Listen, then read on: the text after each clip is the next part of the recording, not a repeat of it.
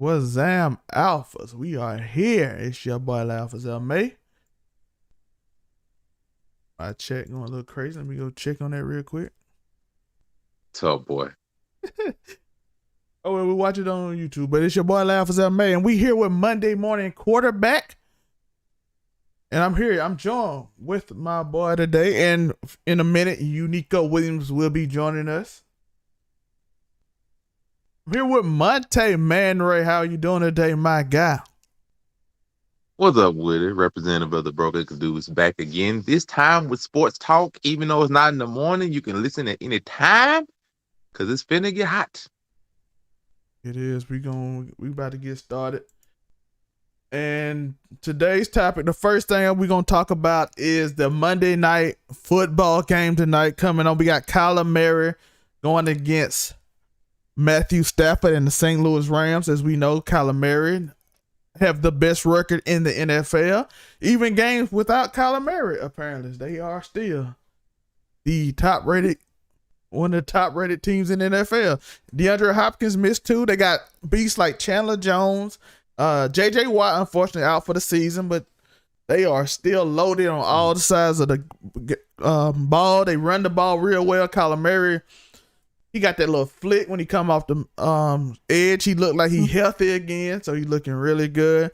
Then on the other side, we have the Rams and Stafford. Matthew Stafford, who hasn't looked quite amazing lately as we thought they were, but they still a top team in the league. They still an amazing team. They look like they starting to get the problem they having is they're not really a physical team, so they're having issues with physicality. So that's one problem they're having right now, and among other things, they're a finesse team, but this might fit them today. This might actually fit them having this finesse game because the Cardinals aren't really a hard stomping team. So I'm interested in your thoughts. Who you got tonight, Monte? What you think of the game? What you think of the big impacts of the game, the big key points, the big things that gonna decide the game? Okay. All right. I wanted to let good old grandpa get it all up in there first. I'm not even finna cap to you. I don't really see any reason why I would pick the Rams again. Considering early in the season when they went against each other, the Rams was at home. And, they had like a little bit of a better outlook considering, Robert Woods was there because, Robert Woods is injured. That's their second tier wide receiver. He's gone for the year, which I think really hurt them a lot more than people realize. Because even though you still have Cooper Kupp being the number 1, you're now really dependent on OBJ to be your number 2 wide receiver when he just got there good. And it's just, I think their offense has really struggled, and ever since he went down, it's really struggled in my opinion. Besides the fact that, they haven't really been living it up in the big games or the big moments. They've been mostly getting handled, at least for the better part of the last, since they played the Bucks, basically was the only really big game they can hold tight to. And then the last time they played Arizona, they got ran out of Los Angeles. So I don't really see a reason why I would be strong on them again, considering that now they offense is a little bit less, explosive, without Robert Woods being there, even though if OBJ can come along, he can fill that number 2 role. But the Arizona Cardinals are just rolling. They've been rolling. Kyler Murray, is looking good. Their team is clicking on all cylinders for right now. Even though they're not necessarily really physical, they can easily just run away with the game, just like they did before.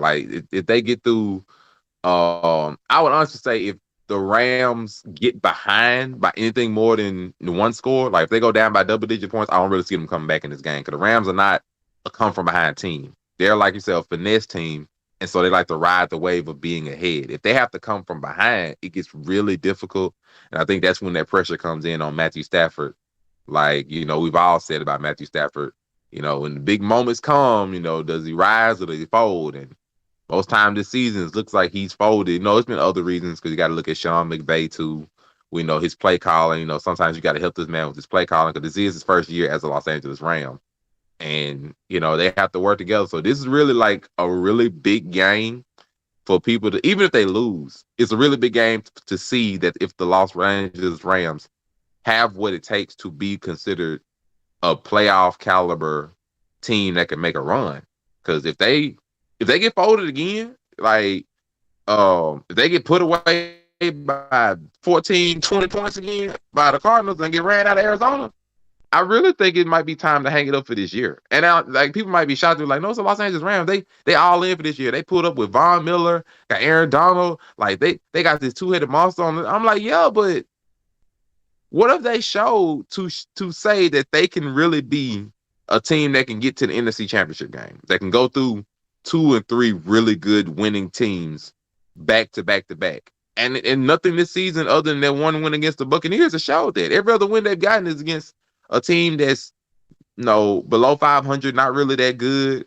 I mean, you look at the games they played, there's been good teams. Green Bay, they lost. Tennessee, they got ran out of there. I'm just like, they I just, nothing that you've shown has seemed like, it's just really been good. So I'm not really big on them this game, but they gotta show this game. Even if they lose, they gotta lose close. Like, they gotta lose within like 5 points, something like that, to show like, okay, hey, we can hang in there with the best. We can come up and be a team that can get hot in the playoffs and go. Because otherwise, I ain't seen it. Yeah, that is true. But Sean McVay is 43-0 with a halftime lead, but they never come back hardly ever when they down. So that's an interesting thing. So I'm interested to see, do they get that early start? Does Matthew Stafford and OBJ continue some of that chemistry they got over the last few weeks? OBJ been scoring touchdowns, but they've been down. But can that chemistry come back? Can they get back to Robert Woods level? Can they fix the running game? Because they haven't run the ball a lot. There's a lot going on in the game, but we're gonna give our picks right now. I'm gonna go with, I gotta go with the Cardinals. They are hot right now. They are working on all cylinders. Chandler Jones on defense is wreaking havoc.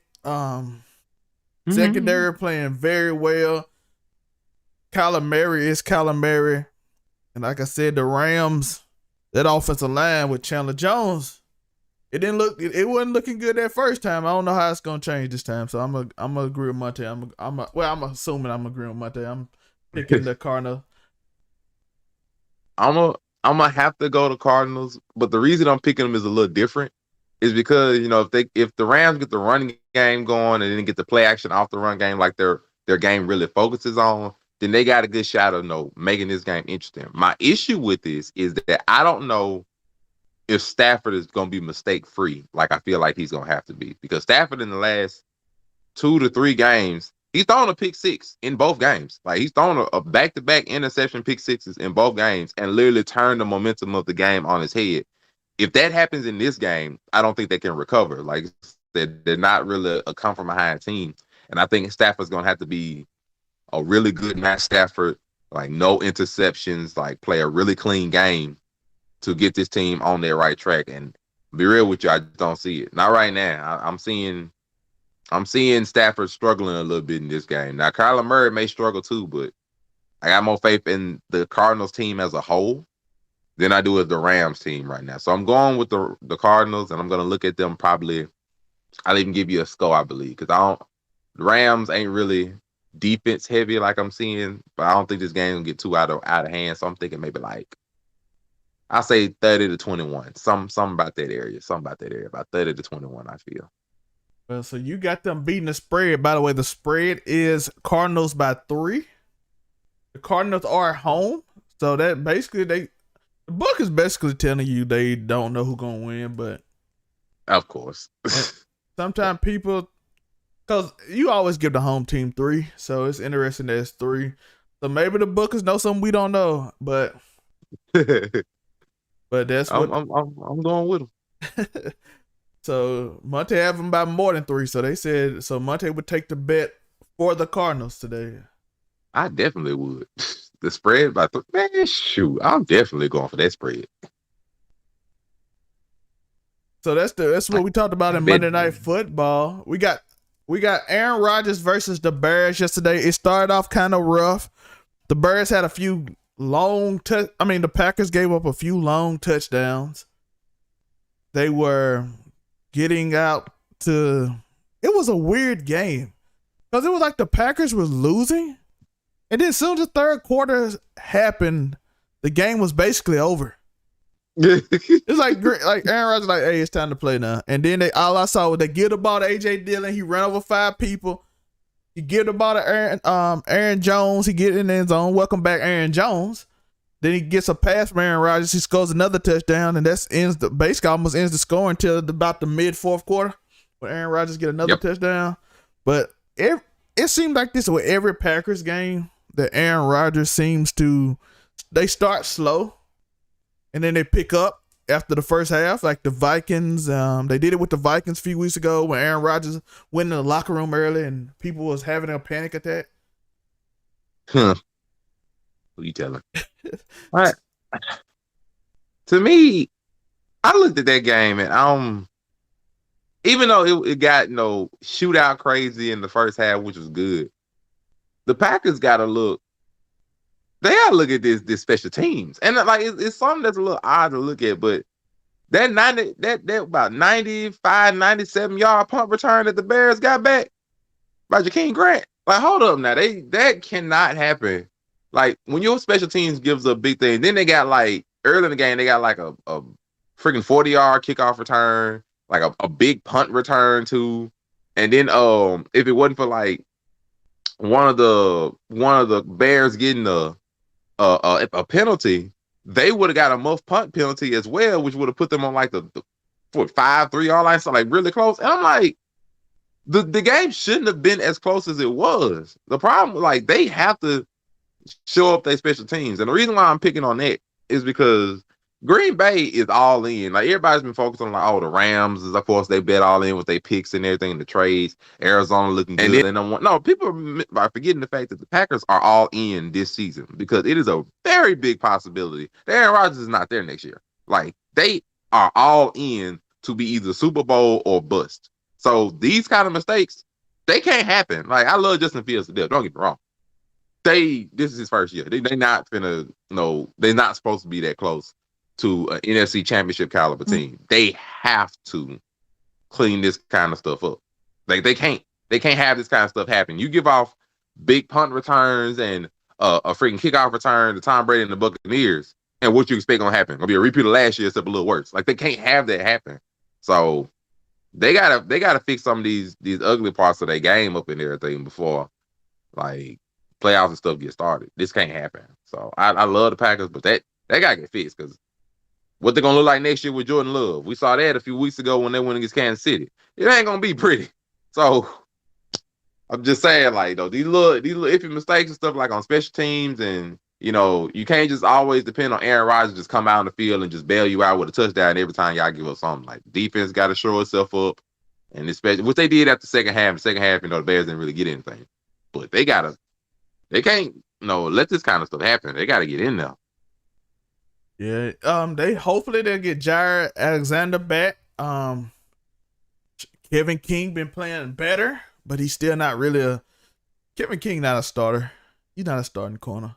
So when they get their Pro Bowl corner back, maybe they can get set up. I think they're supposed to be starting safety hurt, but the backup been playing so well, I doubt he get his spot back. So maybe they'll help special teams when they get some more bodies. But a lot of teams injured right now, but secondary players usually the one that play like punt returns and stuff like that on the outside, and that's where they gave up the touchdown on the edge. So maybe they'll help out a little more. But Aaron Rodgers played amazing yesterday. He got the ball. AJ Dillon is AJ Dillon is a tank. AJ Dillon is a tank. I saw all I know, if it's not a lineman, they bouncing for 3 more yards every time. Boy. Bounce. I'm like, oh. Boy, which is really good considering like they O-line is still like patchwork. Yeah. like they lost somebody else in the second quarter. I'm like, bro, their O-line is best than patchwork at this point. You've got Aaron Rodgers on this toe. Like it is funny, almost like, bro, how are they still getting this push? I don't know, but we'll take it. We'll take it. So that's the Green Bay. What are your thoughts on the game? Y'all just let us know. Next game we have Tom Brady, who dominated the Bills in the first half, looked like you could turn the game off, looked like the game was over, and Josh Allen turned into last season Josh Allen, which we haven't seen much. Ooh. We haven't seen that Josh Allen all season, but he turned back into it, and he ate that secondary up that this season has struggled compared to last year. Last year that secondary was, you can say they were the reason they was winning the way he won the Super Bowl. Yes.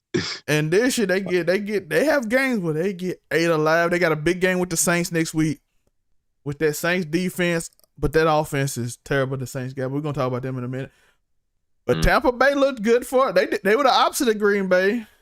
And at the end of the like they looked amazing the first half, and the second half you didn't know what was going on. And then all of a sudden, in overtime, 5-man rush, the pick route, got a linebacker on the fastest receiver, Perriman. Oh, Rashawn Perriman, he got him. Tom Brady stayed in there long enough. Got it 1-on-1. He took off on the linebacker, cover zero. Nobody had a chance to get the Perriman.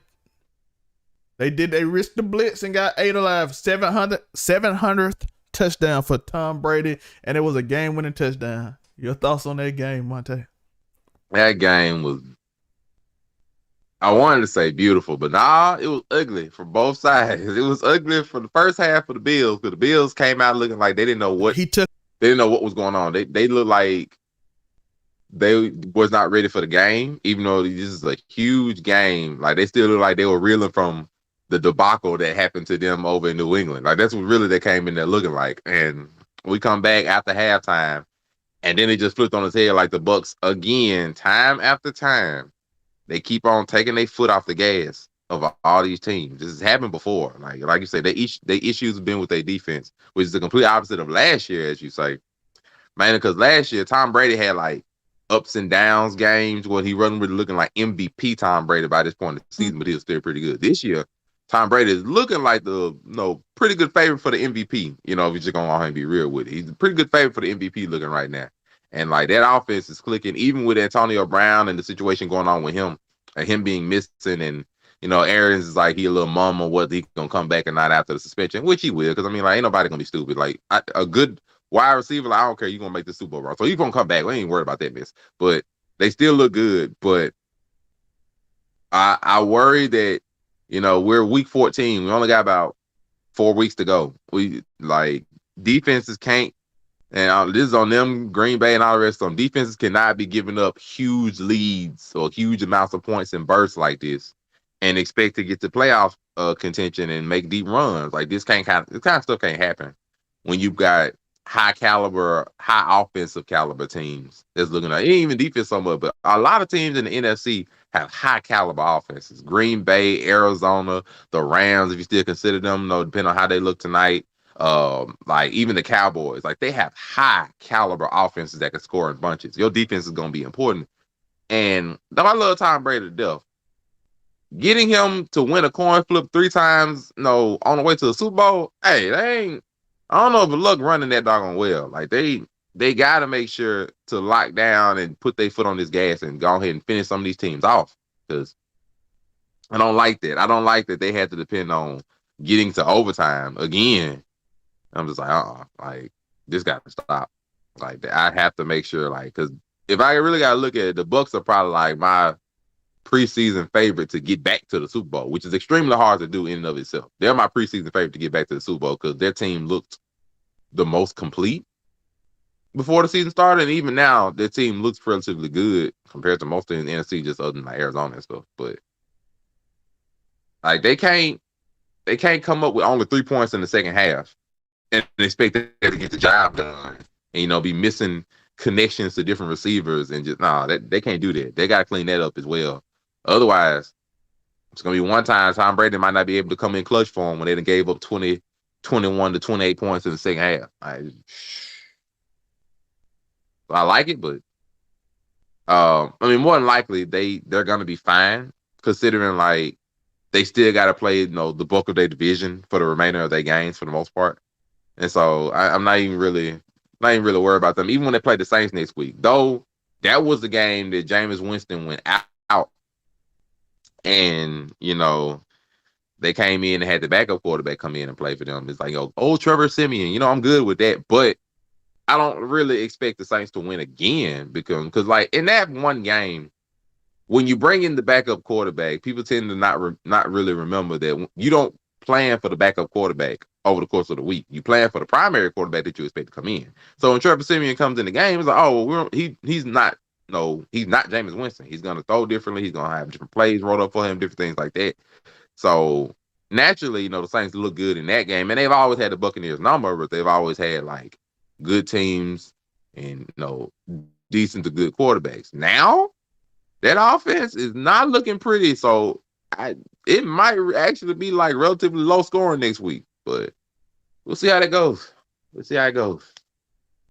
Yeah, that is true. We gotta see how it's gonna look. The Buccaneers, the Bills look shot though. I don't know, but Josh Allen still gives me hope for them. But they did not. I get the New England game was weird because you really couldn't throw the ball. You got beat by a quarterback that threw it 3 times. But the Bills look like that. I don't know how to. I don't know. It's like weird. Like the secondary is really good, but it's like mistakes be made, and I'm like, okay. I don't know how to explain them. What I wanted to do was like on this show, I wanted to. Normally on this show, it's gonna be in the morning, and I'm gonna have clips and stuff, and I'm gonna break down why these game changing plays happen. And without the clip, I can't really show you, but it's like a weird section when they were messing up in the first half. They got together in the second half because that secondary, them 2 safeties are amazing, but it's weird, man. It's like simple things they just mess up on continuously. I mean, they are really just inconsistent. It's not really a way to say otherwise. They're inconsistent. They went from 4-1, getting that dominating game against the Chiefs. Weird section when they were messing up in the first half. They got together in the second half because. Yeah. I heard something with it. Joined by the man himself. But all I say about the Bills, like they inconsistent, definitely enough. I don't really want to put them on like the Rams level where I'm like, oh, well, they'll dominate the weak teams because shoot, they lost to the Jaguars on a 9-6 game. So to me, they just really freaking inconsistent. But I will say I'm not concerned with them getting to the playoffs because the rest of their schedule, barring week 18, I think, they look relatively easy because I think they only got like Carolina, the Falcons, and the Jets. So if they, come ready to play ball, even if they screw up a little bit, they should be able to run those 3 games out. And then it's just going to come back to them being able to play the Patriots again, whether they have a chance to get the seeding back from them and win the AFC East or not. But regardless, I feel like they'll be fine to get to the playoffs. Now, in the playoffs, I actually want to go on the level to say that they might have been crowned too early. Like I think they might have been crowned a year too early when it came to everybody looking at them getting to the AFC Championship game last year, giving Josh Allen the big contract. And like, okay, they ready now. It's like, well, it might have been like a year too early. Like give them some space to go through a little bit of the rough and tumble times with the quarterback. Not just everything just going smooth for 1 year and see what you really got here. Like they're a good team, but to me, what it seems like, I think it's a perfect analogy, that they play to the level of their opponent is the best way I can explain it. Like they seem to play whoever they playing, that's who they play to. If they play against a weaker team, a lot of times they play down to this weaker team. And like it seems like they struggle to establish dominance, go through a little on another team instead of just play with the game that the other team seems to be playing at, which puts them in holes a lot of times. Like yesterday, they just want to roll on with whatever the Buccaneers want to do. Buccaneers doing run the ball, play action, over the top. Buccaneers getting whatever they want to get, and they just, instead of like doing their game, which is focusing on Josh Allen's multiple abilities, using his legs and like making ways and making plays for Stephon Diggs to get open and stuff when you like having to come up and spy. Instead of doing stuff like that, they just want to, we'll be like Tom Brady too. And I was like, no, like play your game, establish dominance. And when they did that in the second half, they did really good, and their defense responded off that. They have to do those kind of things and like remember your identity as a Buffalo Bills team to start getting on this run. Because if they screw up, I really want to say they can't lose none of the next 3 games against them weaker teams. They can't lose none of them because I feel like if they lose one of those games and then they lose against the Patriots again, they may not make the playoffs. And then if they do, it ain't gonna be pretty if they make the playoffs on like the number 7 seed and have to go against New England or the Chiefs or somebody like that again on your first round of the playoffs. It's not gonna be pretty. So they gonna have to step up and like establish dominance as a team they were favored to be. Or they might be looking at a first round exit. I ain't even gonna lie. It is true. We want to get to one more game before we take a little break. Kansas City. This gonna be a quick one. It was a we could do 2 of them, matter of fact. We could do 2 quick ones. Kansas City won 48-7 over the Oakland Raiders.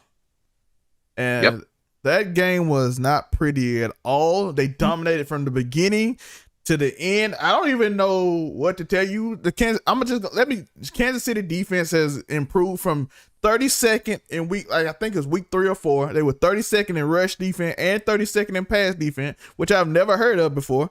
Because I'm like, how you worse in both? You usually just really bad at one, so they don't even do the other one. But they were worse than it. Now. I think they giving up 2 touchdowns in 4 weeks. I believe so. I'm gonna let you get it all out. So but again, the Raiders, since the John Gruden thing, they played well that 1 week, but ever since then, they are not a good team. Derek Carr does what Derek Carr does. He starts off through week 5 really great. And after week 5, I do not know. Derek Carr is an MVP candidate through week 5 every year. every single year, bro. And then week 5 hits. No hate to him, man. I'm just being honest. I don't know what happened to you after week 5. I don't know if they figured you out. I don't know what it is. But after week 5, they ain't that good. I don't know how much to say about this game. It wasn't a good game to watch. The stat line shows that Patrick Mahomes was efficient. 256 yards, 2 touchdowns. It was he only threw 4 incompletions. It was like a very solid game. They ran the ball really well. Raiders was just giving the ball.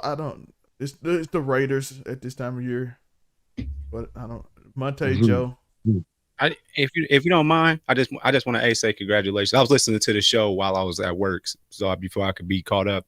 So I just want to say congratulations to Tom Brady, and I just want to say that he's the most lucky guy in the world. It doesn't get much better than or more perfect than your 700th touchdown that you thrown was a game winner. I mean, he's just the luckiest son of a gun. The worst thing that happened to him was that he got drafted real late. Other than that, but man, you're absolutely right about Derek Carr. He the dude make every throw. He reminds me of Wentz when he first started playing. I was like, this dude is amazing. He has a great arm. He can make every throw. I've seen Derek Carr throw it on a line in the middle of the field. Dude is amazing. Then out of nowhere, this happens. Also, they had that situation where they had a team meeting on the logo. What you asking for, bro? But more than anything, I don't think Gruden was the problem. I just want to say that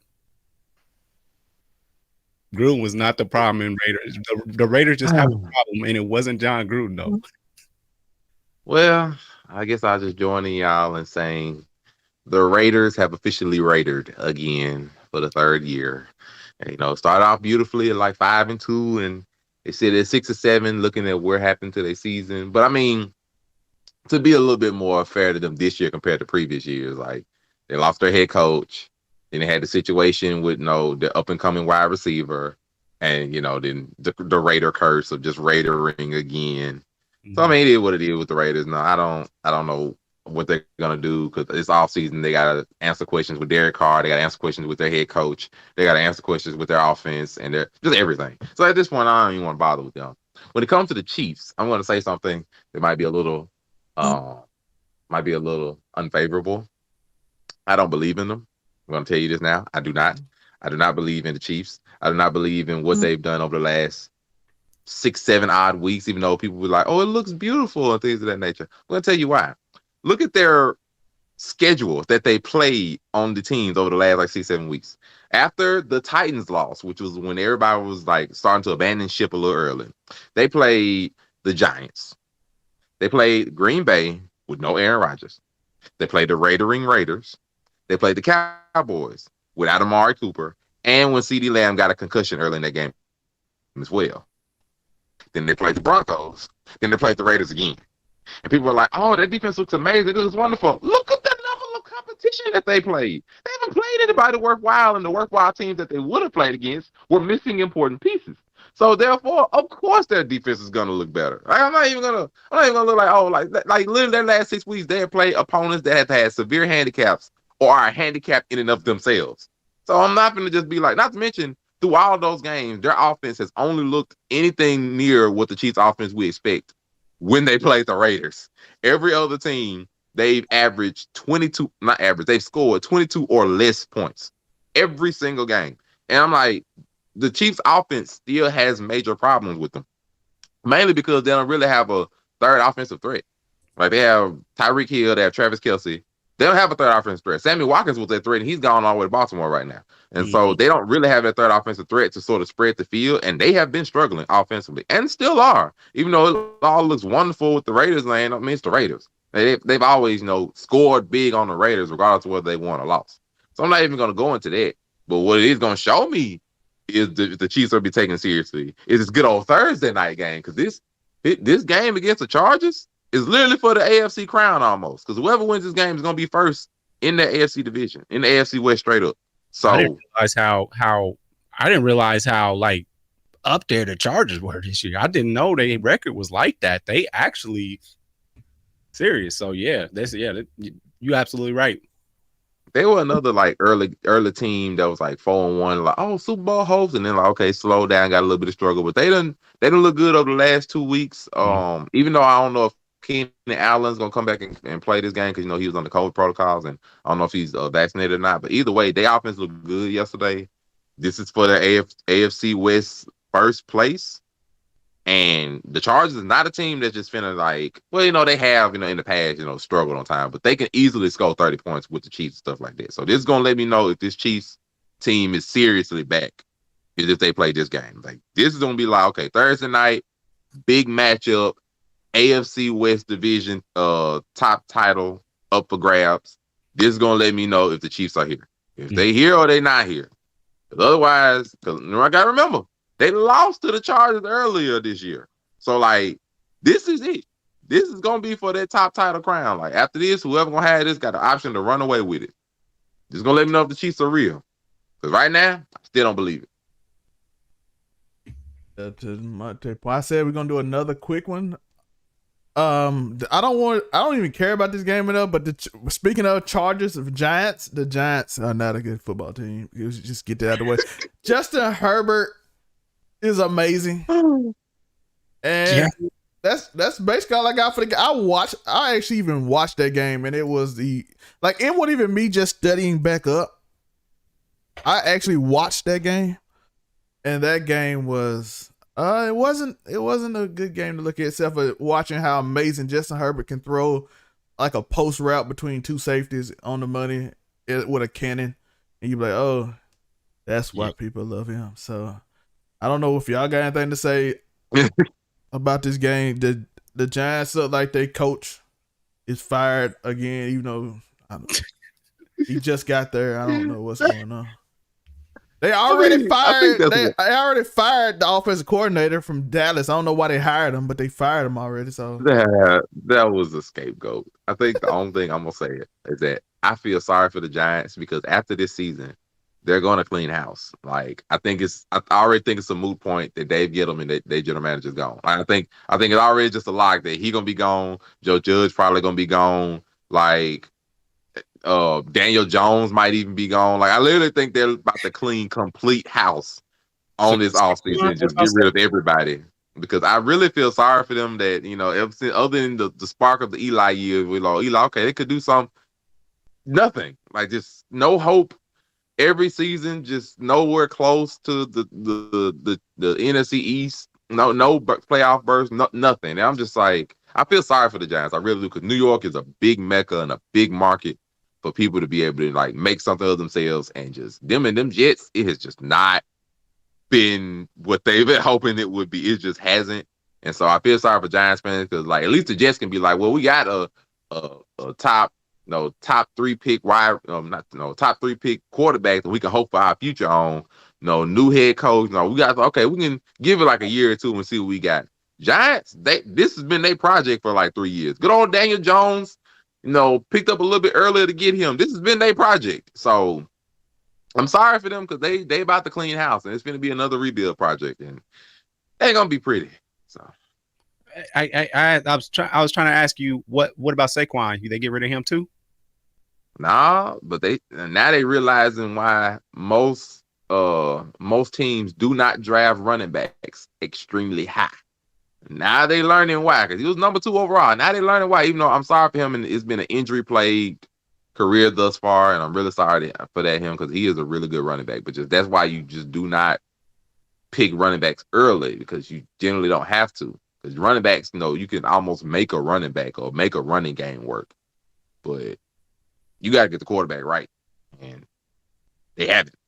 So Saquon might be the only thing there. And of course, Kenny Galladay, which people don't forgot he was even signed there for 4 years for good old Daniel Jones, because that let you know right there, this team has not done what it needed to do. So it's gonna be a little rough offseason for them. It's gonna be a little rough. I think he can make every throw in the game. You got to get him an O-line. It's like what they did, like Sam Darnold, how they just ruined his career, man. They ruined that man's career. But New York got a passion for, like, Chad Pennington was the last quarterback that actually stood around, and he had a noodle of an arm, but he actually was like, hey man, like, used to wake up for the Jets versus Patriots game back in the day for a couple of years, even going forward with Mark Sanchez. But but they show sparks of being good. But man, you can't just lose. It did score only 13 points. I'm not quite sold on their rookie quarterback, but it is what it is. But yeah, the Giants, they flash. It's random, but they flash. But flashes don't work, man. You need that grease to get hot. So that's where I'm at. Yeah. Thank y'all for joining the new channel. I know it ain't a lot of people in here. This is a brand new channel. Not many people here. All that different stuff, but I appreciate anybody watching right now. It's anybody that's gonna watch in the future, all that stuff. We're gonna get to a break. We're gonna try to show you a reason you should go and hit that link in my description about that merch, and also why you should join, if you're new here, the Overall 99 Media channel. We talk about a lot of different stuff, so we're gonna showcase that. And if you're interested, hit that subscribe button over there. Link is in my description also. So see y'all in a bit.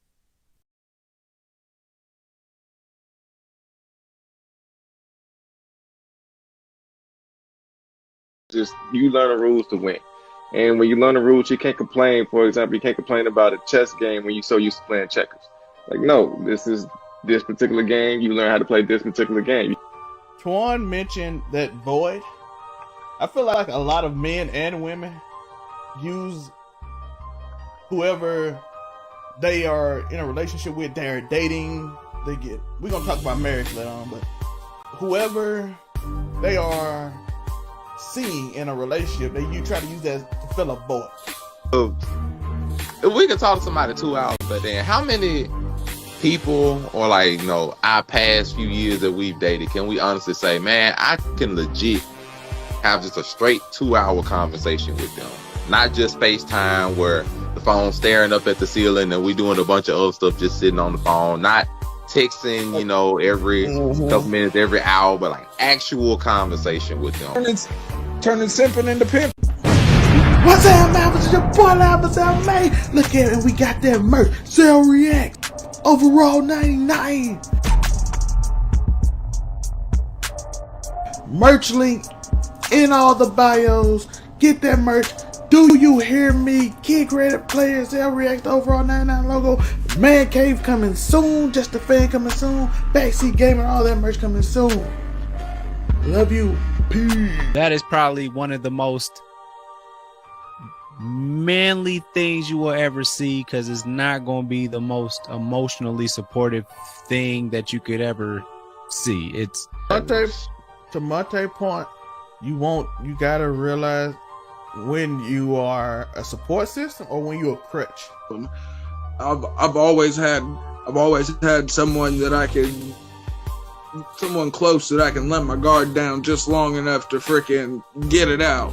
And when I didn't, like I said, that's what the therapist is for. Typically don't get like a lot of validation or support for the things that we generally do on a day-to-day basis. You really don't. He even brought up one thing that I didn't even think about until then. Like the first time, mostly when a man gets his flowers, so to speak, is at his grave.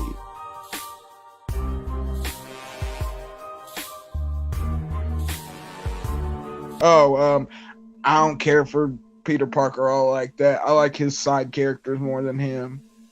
So I ain't checking for Tor, real life all trying like to take that. your spot, you and Joe. You got 2 strikes, man. That 2 bad takes in 3 minutes. Hey. That man said, I don't care about Peter Parker. That is like Marvel sacrilege. And Listen, Definitely Marvel sacrilege. It is what it is. Peter Parker most popular has character. done nothing. Listen, Spider-Man is a failure. Spider-Man's biggest achievements are losing. The new Batman trailer that has come out, I don't like it. Oh, Actually, we gotta put that on there because the people love that. That's a hot take right there. I personally, I hate that trailer. I dang to hate everything that's on. I Morbius hate is the version. only Batman I'm checking for. I hate. I'm gonna just be that guy. Listen, I love Marvel, like extremely. Like it's. I'm a fan of whatever I'm not paying for, okay? What's up, Malcolm? It's your boy, Alpha May, looking cute, looking clean, looking sexy. And I got the merch on today, so shout out to the merch. And you know it's Thursday, so you know it's just a fan. OVR.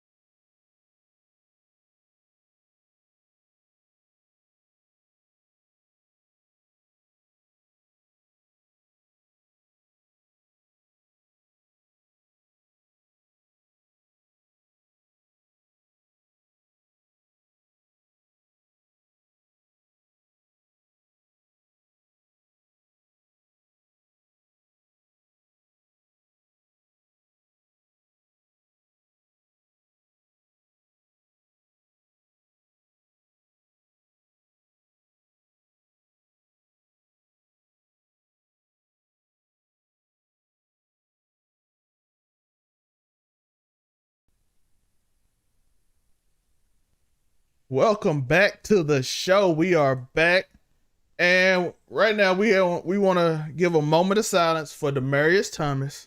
Oh yeah, definitely. We don't know the whole situation, but he passed away in his home. So we want to give a short moment of silence for him, and then we're gonna talk about the Broncos game.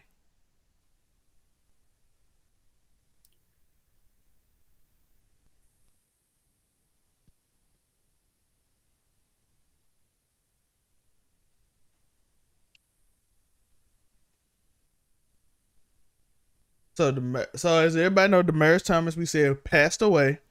And the Broncos put on a performance, although against the Lions, who was coming off their first win and might have partied way too hard.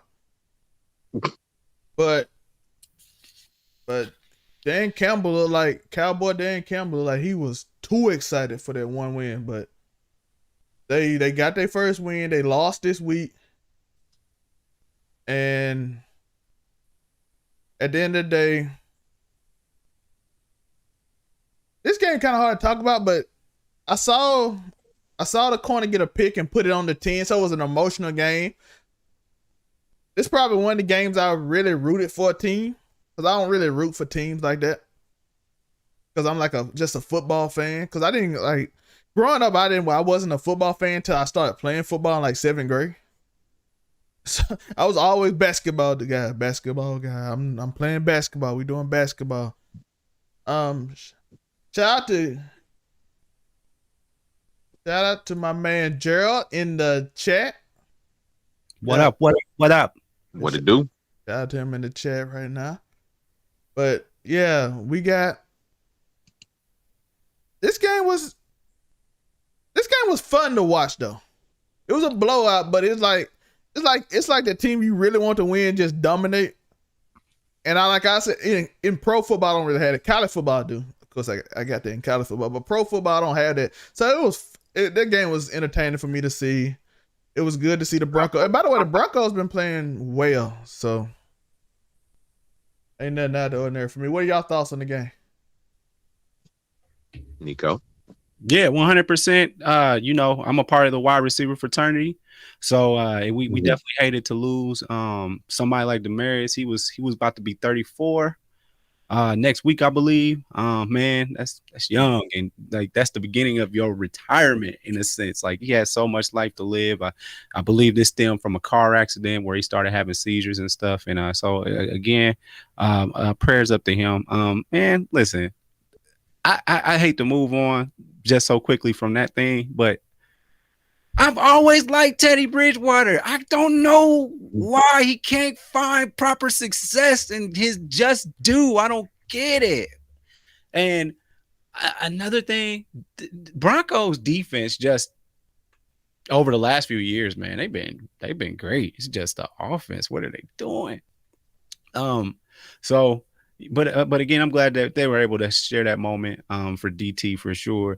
But again, man, I root for I really do root for Teddy Bridgewater. On the other side of things, the Lions, I don't understand how you can just be bad every single year. You get key guys. Like, you know, it doesn't make sense over a course of time. You have access to the same football players. You always number one. You always a first 5 pick. I don't get it. I mean, it's a place where people go and say, you know what? I don't care how much y'all pay me. I'm cool all playing. They had one of the greatest running backs of all time. One of the greatest wide receivers of all time. Matthew Stafford is looking like a semblance of a real quarterback now because he's not just throwing it up to Megatron anymore. He's actually having to play football. He's doing pretty darn good at it. I don't know how to fix that program. Like, that's a program you got to fix. I don't know how to fix a professional. I don't know how to fix a professional football team. I don't. You can fix a high school program. You know, you can say, hey, I want all the local kids to go lift weights. I need y'all to work out. I need y'all to really buy in. And you can build a save and light kind of thing if you a coach over there and get the people behind you. This is professional sports. So when your contract is up and you just don't want to play for this sad team, this sad franchise anymore, I don't know. Detroit's bad. Let's see where to begin. My prayers to the family, friends, and all the loved ones of Demarius Thomas. You hate to see this kind of thing happen to a young one. I know it. I don't like to dwell too much on, the passing of people because it's saddening. But I just want to make sure to, have everybody remember like the good moments of Demarius Thomas, Super Bowl champion. Like, our prayers to him and he is. Absolutely. To continue on with their team, I mean, Teddy Bridgewater he's been a journeyman. Like, he's looking like the young version of Fitzmagic Patrick, that's what he's looking like, journeyman from team to team. He'll hold your team down, but you don't really look at him as like the long-term answer. You look at him as like a stopgap. And the Broncos, like you said, they've been a really good defensive team, but other than the Peyton Manning year, it's just like, they have not been able to. They probably really been drafted. They have not been able to draft successful, good quarterbacks. I mean, they tried because that's where Trevor Simeon came from, if I recall correctly. They had a couple other ones they had to try before they drowned him out for Teddy Bridgewater, who came from the Panthers. Panthers gave him a $55 million contract, and they lopped him off and went to Sam Darnold, which that also hasn't worked out either. So it's when it comes to the program, like it comes to like the management team, and it really comes down to the drafting. Like if you can't get the quarterback situation right, whether it's drafting, trading, or whatever, and that does take time, your team is not going to be successful, which is why a lot of teams that have been successful have been that way because they've been able to find their quarterback and then just focus around that. And that success is different, whether you call it like just having winning seasons or making the playoffs or whatever. But most of the teams that have been good have just remained to be good. You got to look at the Browns. Browns is on a drought of not even winning a game for a season or two almost. So and they just now found, I'll say, a serviceable quarterback. Whether you believe him to be the quarterback of their future, it's something else entirely. But they just managed to find a serviceable quarterback, and it took them years, 3 head coaches, all this kind of stuff just for them to get to that far. So you even got to look at it that way, that sometimes you just got to get lucky to get that quarterback first. And the Broncos and the Lions, for that matter, because even though the Lions, they had Matthew Stafford, they had Megatron, they had all that, the team around them just was never enough. Or sometimes Matt Stafford came up short because he is 0-3 or 0-4 in the playoffs. Like he has made the playoffs a couple times with teams. He just never won a game. So It ain't always just the team. Sometimes it's the quarterback choices. Sometimes the team around them. It just depends. So both of these teams, I put them both of them in the same bag. The Broncos are basically in limbo because it's they just good enough to not be considered bad, but they're not good enough to be really good. He's okay, they might make the playoffs and they'll be a first round exit for whoever they play against. That's what most people look at the Broncos like. Lions, you just look at them and okay, you're just another number 1 pick at this point. They're the team you trade your assets to, when you're trying to get off some assets to open your team up for other stuff. Because that's where Jared Goff went to. It's just looking at they're there and that's about it.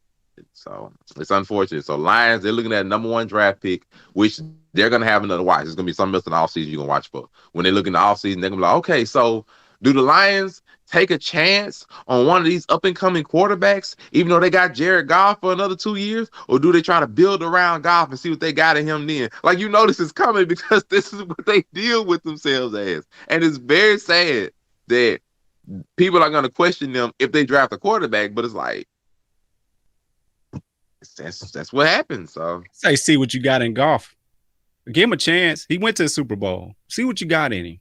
Man, draft the quarterback. Matter of fact, no, I'll take that back because this quarterback class actually isn't even looking too impressive.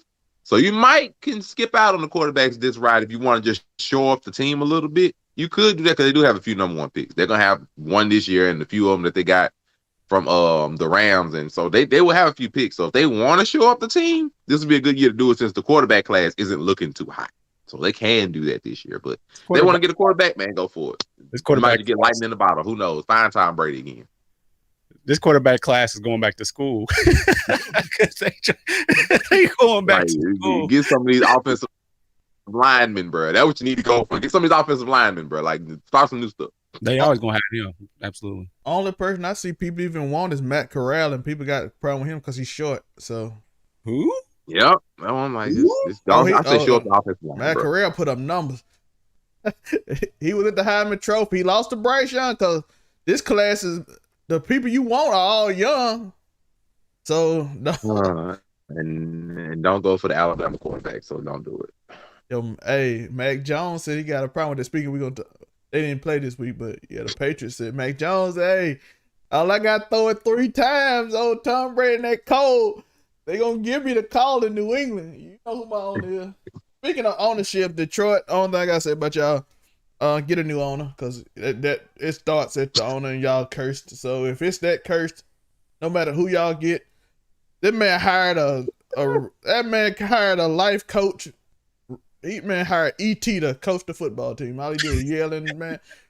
I love Eric Thomas, but man, that man, all he do is like, we can do it. I'm like, bro, y'all getting beat by 40. Yes. Then they get fired up when they score 14 straight points, and he be fired up. I'm like, Dan Campbell start cussing. And that's what they do, boy. They be ready. So I'm telling you that right now. That's what I like Dan Campbell too. But he remind me of my strength coach who just yells and cusses at you and you like him.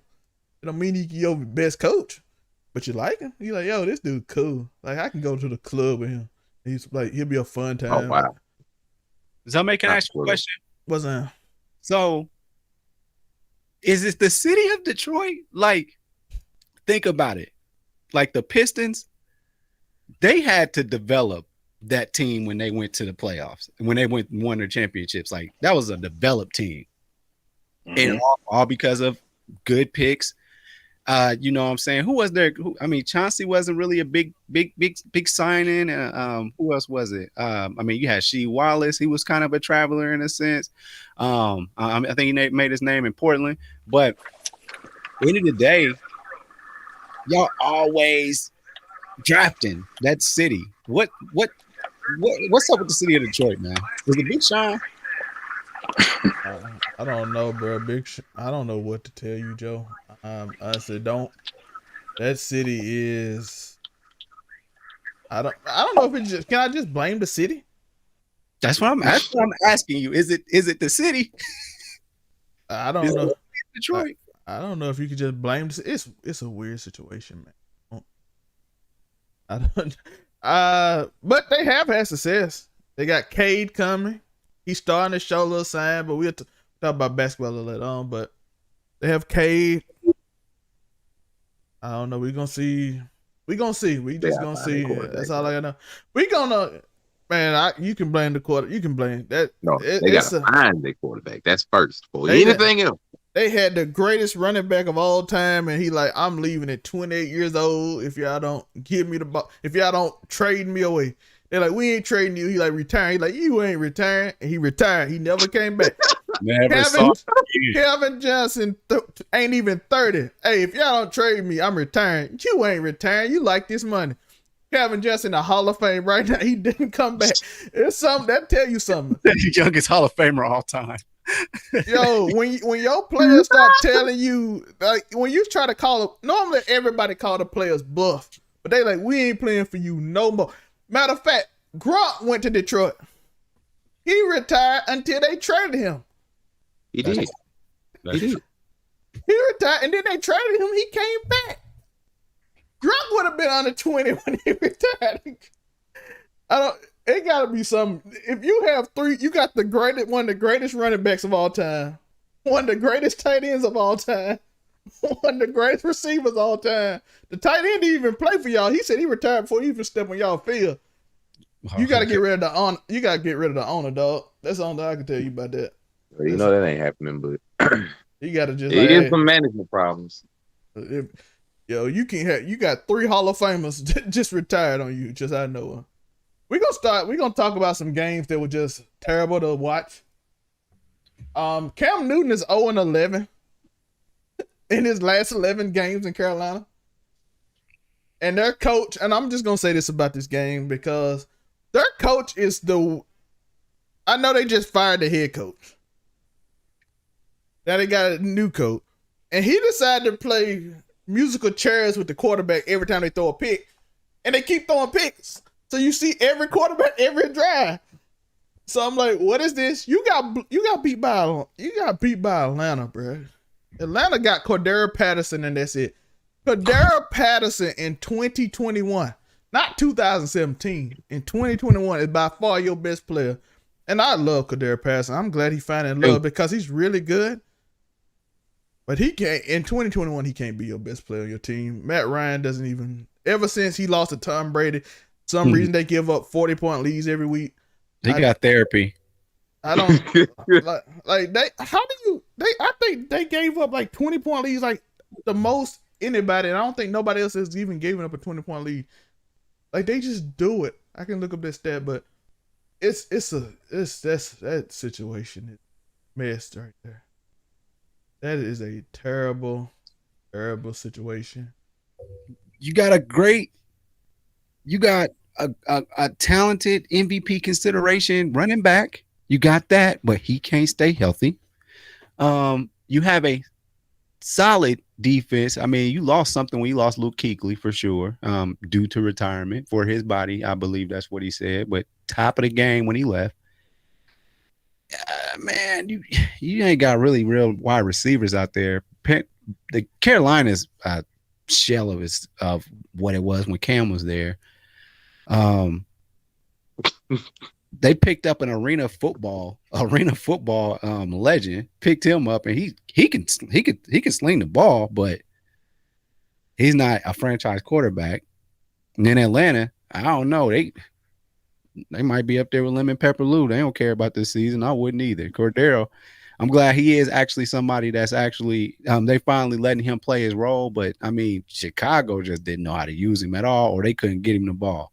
But they had that man taking more snaps than a running back. So it's NFC South is real suspect right now. I should see if the Buccaneers really just taking it, because I mean Carolina, they had some hope for a wild card, but I don't know, man. I don't know, Cam. I don't know. Can he throw anymore? I don't even know. I think one pick he threw. I think the pick he threw was a bad one, but other than that, he wasn't playing too bad. So, from what they were saying, but I don't know. Franchise stuff, man. Franchise. I'm gonna be real with you. The Panthers are cooked. They're boned. Like it's pretty much over with. They ain't gonna hand pack this season in, bro. Like it really is. It's unfortunate because they started out nice with that 3-0 run. We was talking about, Sam Darnold, it was just the Jets. He ain't a bad quarterback, and then it all went bad. Christian McCaffrey, he couldn't stay healthy. Unfortunately, I think it started off with like a high ankle sprain, and after that, it just like without McCaffrey, he just did not look good. Bench Sam Darnold, and now you alternating between Cam Newton and PJ Washington. PJ. And I'm at this point, it's just like, bro, y'all can go and pack it in. I feel sorry for Cam because this doesn't look good on his resume to try to be a starting quarterback next year. Because it's 32 teams, it's some quarterback openings. It's gonna be. I don't know if any of them are gonna look at Cam at this point and be like, he can be my starting quarterback for next year, unless it's like a temporary journeyman one. And I don't even like that because Cam, is like I'm a starting caliber quarterback. I'm not a backup or nothing like that. And it ain't looking pretty. I already know he ain't gonna be on the Panthers next year because they only signed him to a 1-year deal. So I don't really see the point in that. So if I ain't gonna say tank or nothing like that, but the Panthers might not win another game this year, and it's very sad to look at that. But they might not win another game. They might end up being like 5-12. We were looking at Matt Rule and like, hey, Matt Rule, he was looking pretty, but hey, scapegoats go, bro. And you running off after a 3-0 start and you end up with 5-12. They don't need to start looking at y'all as like the Raiders of the NFC. Don't look at y'all like the Raiders and start raidering. Like, please don't do this. So I don't really know what the outlook is going to look on them when it comes to like, are they going to be able to find a quarterback for the future? Or are they going? Because they tried the year before with Teddy Bridgewater. That didn't go well.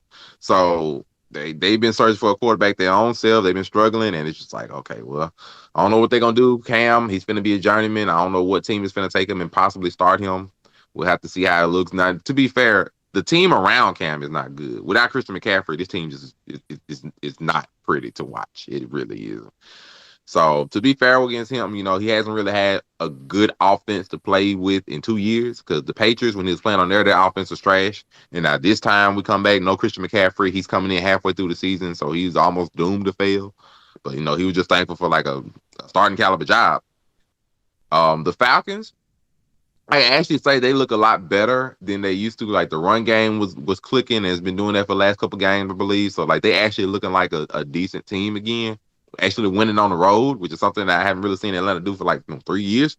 So I'm happy that even though they like 6-7, they still got like playoff chances. Yeah, I think they got the win over the seed right now. So if they win next week or something, they'll be in that new season that they did this year. Yeah, it's like 7 seed. Well, they got playoff hopes, so like they have reasons to play, even though they get to the playoffs and they're not gonna do anything. But like they have reason to play.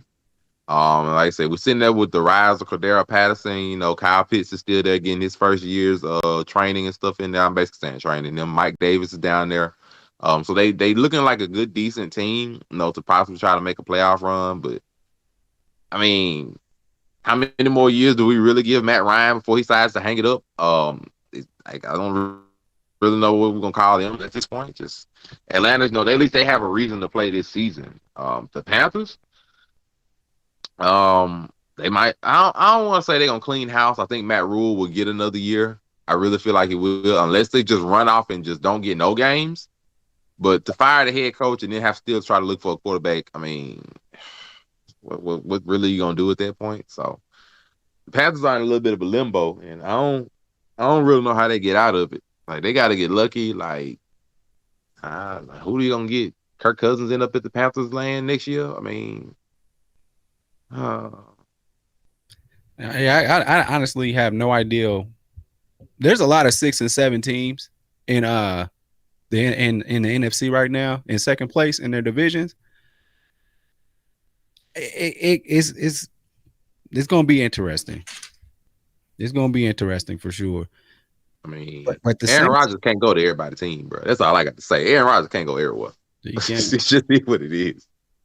Well, I think the Saints and Panthers game is going to end up being like a Black Expo Bowl game or something, man. At this point, because it's going to be a highly anticipated bad game.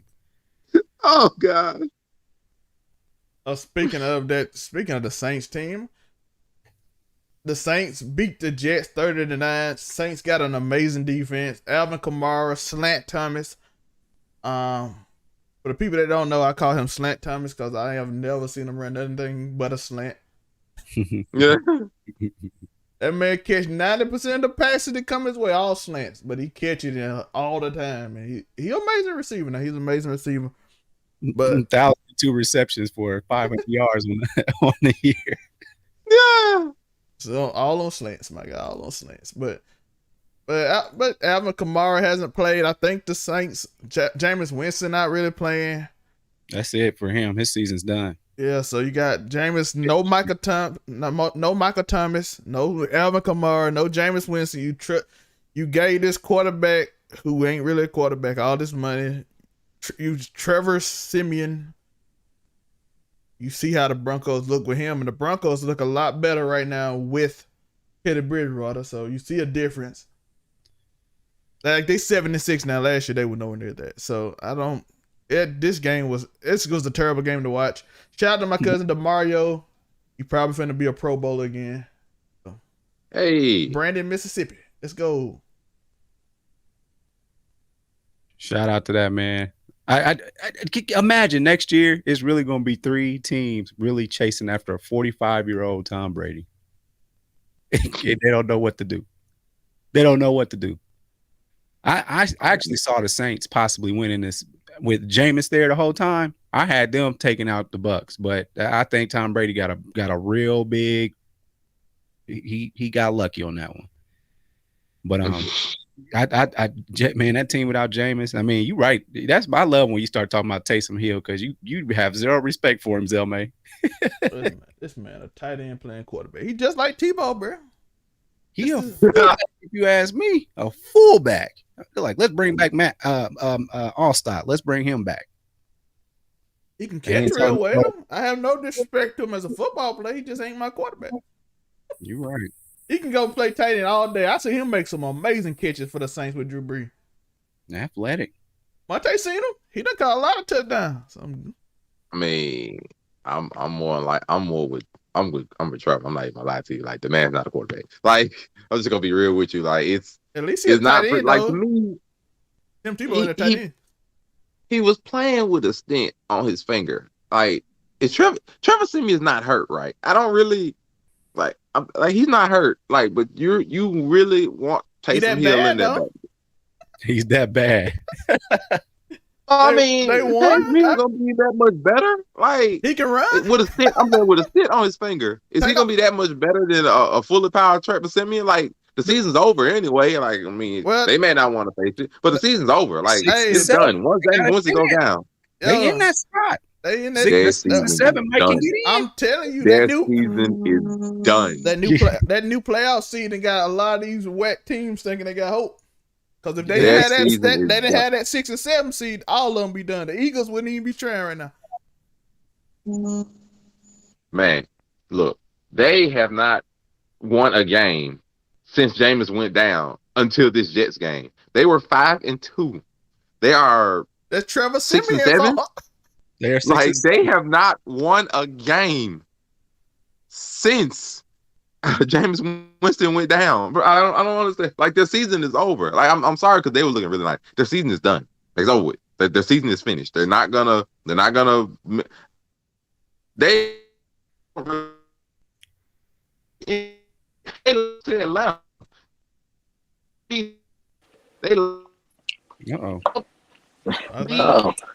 still came back and won. They lost to the Falcons. That lets you know the season is over. Like, it's a wrap. Like, they're not gonna get a playoff seed. Even if they do, they're gonna get bounced in the first round, which I don't want to see that for the Saints. It's over. It's over. They got to focus on who's gonna play quarterback next year. Well, it'll be Jameis, but we don't know what state Jameis will be in or when he's gonna come back. So they got to focus on their quarterback for the future, and deal with the whole Michael Thomas situation. And then just they got bigger issues to try to worry about. They're trying to salvage this season, which is over. Well, it's unfortunate that it's over because of the unfortunate injury, but it's a wrap. Like, neither one of their quarterbacks is finna carry this team to no wild card. It is a wrap. Like, the Saints, matter of fact, they didn't win because of not Trevor Simeon. They didn't win because of Taysom Hill's arm. They won because of their run game, of Taysom Hill's running ability, which he's always had, and Alvin Kamara coming back this game to run the ball. It was not from throwing the ball. And it's over. That's what you do. You do not give Trevor Simeon the ball. Trevor Simeon does not touch the ball. He does not score. He is the one that didn't make it. That is just a fact. He is the one that didn't make it. That's it. So you got somebody who don't score as a quarterback and somebody who's not a quarterback. They're boned either way then, according to you. No, you let that fullback run and let the running back run beside him. Hand the ball off. Imagine this. You 5-2 Jameis Winston. You hand the keys over to somebody that could make up to $95 million on his contract. Hand the keys over. If everything goes right, he can win. He can make $95 million. But as it stands, they're saying 4 years, $40 million. Somebody that's making $10 million a year, you tell him, you hand the keys over to him because he's got to be good for some wins, right? Sean Payton is so doggone cocky. No, there's a reason I have him on the team. There's a reason I can make something out of him. Here you go. He's so smart, he's dumb. Y'all know that? Y'all ever notice that about Sean Payton? He's so smart, he's dumb. My man said he's so smart, he's dumb. I love Sean Payton. Don't get me wrong. It's just finding a quarterback of the future. It just might not be his strong point. I think he just held on to Taysom Hill as a quarterback a little too much. When he's just his track record showed he's not going to be the quarterback of the future. The man's in his 30s. It's not like he's a young quarterback. He's in his 30s. This is what he's going to be. It's not going to be much more development. It's not going to be much more growth. This is Taysom Hill. This is who he is. It's not going to go. Like he's not going to be like young Cam Newton. He's not going to be like Josh Allen. This is Taysom Hill. This is who he's going to be. And I wonder what he does. St. Land, y'all got to try to hold steady until Jameis Winston come back next year. Hopefully him and Michael Thomas come back next year and they are able to make a spark to the future because Tom Brady might be retired by next year. So they might make a spark when those two come back. But this season, it's over. It's over with. Go ahead and lock it in. Y'all lost to Atlanta. Go ahead and get it up today. Look, bro almost came back, was like, my foot does feel better. Jameis went down and been watching Taysom at practice and was like, oh, yeah, I'm having a setback. Hey. It's bad. Speaking of another terrible game, the Seahawks finally got back on a winning streak against the abysmal Texans, who have the second worst record in the league. So I don't really have nothing to say about it. This game I didn't even watch this game. I ain't gonna lie. I figured it's gonna be a blowout. The Texans terrible. That team got carried by Deshaun Watson for 2 years. and then he ain't there no more, and they thought everything was sweet. Then they found out, yeah, he that good. Well, Deshaun Watson I mean, is he's that still good. there. He's still there. He got stuff working on.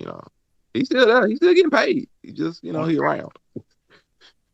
They found out it ain't sweet on the other side. Oh boy, I mean, I ain't even worried about it. Like, if I just gotta look at when it comes to these kind of bad games, I don't even worry about the game itself. I look at the outlook, and the outlook is Texans are terrible. They're gonna probably have like the number 2 pick in the draft behind the Lions, and it's not gonna really be any quarterbacks in this draft, so they might just take a chance on one of these random quarterbacks, or they might try to show up that offensive line and work around and just trying to get one of these journeyman quarterbacks that's going to be out, like Derek Carr, Kirk Cousins, something like that. Cam Newton, they might grab one of those for a year. Resign Tyrod. Nah, let him go. But they're gonna try to get one of these journeyman quarterbacks, and they're gonna try to maintain for a year, and then when a quarterback actually come in the draft next year, because they're probably gonna still be bad next year, and they're gonna try to look at next year, just try to find a quarterback of the future. If they don't, now this is considering without Deshaun Watson. If they trade Deshaun Watson for like 3 first rounders or whatever, whole nother monster when we're talking about them drafting quarterbacks, what they might be. Because there's still a realistic chance they may trade Deshaun Watson if somebody's willing to take him. Depending on how this court case goes, which I think they're going to determine if it's going to go to a grand jury either this month or next month. They're going to determine whether it's going to go to a grand jury or not, which is going to determine his status on whether he's going to get traded or whatever. So barring how that goes, the Texans will still be bad, but they may get a lot of picks to actually redo their team. That's one thing. As far as Seattle goes, I mean, they're boned too. I mean, they won their last 2 games. I'm happy for them, but they boned too. And it's really because Russell got hurt for those about 4 games, and they ran off like 1-3 during the 4 games. So it really went bad then. But I'm more looking at the outlook of whether Russell's going to even be there next year, because it's a lot of talk of him possibly being traded, or whether you stick with Russell and just rebuild the team around him, maybe even firing Pete Carroll. Like, the Seattle got some questions they're going to have to answer over the course of this offseason, whether you're going to keep your quarterback or keep your head coach or keep neither. Like, who are the Seahawks really missing? Nobody? That's just they just came into this year just like this. Are they missing anybody like a real big deal? They missed Russell for like a bunch of games, and then they lost all of them. They missed Russell for like 4 games. And then he played. He hurt his finger. And then he played terrible for his first 2 or 3 games. So he rushed back. Hey, right? I mean, that's not terrible when you lost Russell. Russell's the top tier quarterback. Like, they replaced Russell with Geno Smith. Like, it's not even close. The Seahawks found out the way Houston found out it ain't sweet on the other side. Like, they put Geno Smith behind center and 1-3, and it's like, and then Russell came back and he rushed back basically, or either he came back, he was extremely rusty, whichever one. In that division nasty. That division is very them, the Rams, the Cardinals, and Rams, Cardinals, them, and the 49ers. You cannot have any extended periods of playing bad. I mean, look at the 49ers. The 49ers done had their quarterback, and they done struggled, but they still in the playoff hunt. Seattle, technically, they're still in the playoff hunt, but it's pretty much over with. I don't see them running the table and miraculously getting the playoff berth. I just not seeing it. But they didn't know they didn't have like running back struggles. Rashad Penny last night played really well for them, but Jamal Adams is gone for the year. I mean, it's just, I really just think they're done. And so when it comes to them being done, they're probably going to have like a losing season, and then they're just going to look at their team and like, okay, what do we need to change? Do we need to listen to Russell, try to get some offensive line help? Do we get rid of Russell, trade him off and start over? Do we get rid of Pete Carroll, try to get a new offensive-minded coach or something up in here? I mean, I don't know. They got questions they're going to have to answer in their own selves, and it's not really a right answer. I don't think you trade Russell because like many analysts and sometimes say, you're trying to find lightning in a bottle twice, and that's really hard to do. You can end up being one of these teams out here going through journeyman quarterback after journeyman quarterback for like 5 to 10 years, trying to find your lightning in a bottle or trying to stay relevant. I mean, you got good offense. DK Metcalf is really good. Tyler Lockett is down there killing it. Like, you have a good offense. I don't think you started over, but I mean, hey, it's the NFL. People get traded every season, so I don't got a right or wrong answer for that. But I really don't think you start. I don't really think you started over because, like you said, they division nasty, and the Rams aren't going anywhere for at least 2 years. And at least when the cap hits them and stuff, and they have to start making some difficult decisions. The Rams aren't going anywhere for 2 years, and the Cardinals, Kyler Murray is young. They're not going anywhere at all. So I really don't think you start this over, at least not right now. But we'll see. I like so Russ been like Russ has been treating himself like LeBron at this point. Like he spends $1 million on his body every year, that whole thing. What if he's in his first year with the Lakers? Maybe he just like, hey, bump it. I got some injuries going on. They got to do some rebuilding. Because I mean, come on, you got a good wide receiving core. So I mean, your offense isn't bad. It's your offensive line is not there. Defensively, they got a solid core. It's again, you know, if you can split those games. Jamal Adams out for the season now. Yep, that hurt. That was a big acquisition too, man. Like to get him because he's a force. I don't know about coverage, but he's a force. They don't have their first round pick this year either because they gave that up to get Adams. So it's or next year because they gave up the next year's. I don't say it's costly, bro. So I don't know. They got it. I don't know what they do. They can do what they want to, but it's not really a right answer. They can try to shore up this offensive line, but I don't know. Russ puts himself in harm's way sometimes. So I mean, we don't want to always put that on the offensive line, but I mean, the pieces are there. It's just I don't know, but as far as the team on the other side, I like Tyrod. I always have. I'm a Virginia Tech guy because they don't mind starting a black quarterback. So, but I don't know. Texas, I got to take them out of the equation for probably the next year or so. Just like they don't got draft picks, dude. Didn't they trade everybody for second round picks instead of first?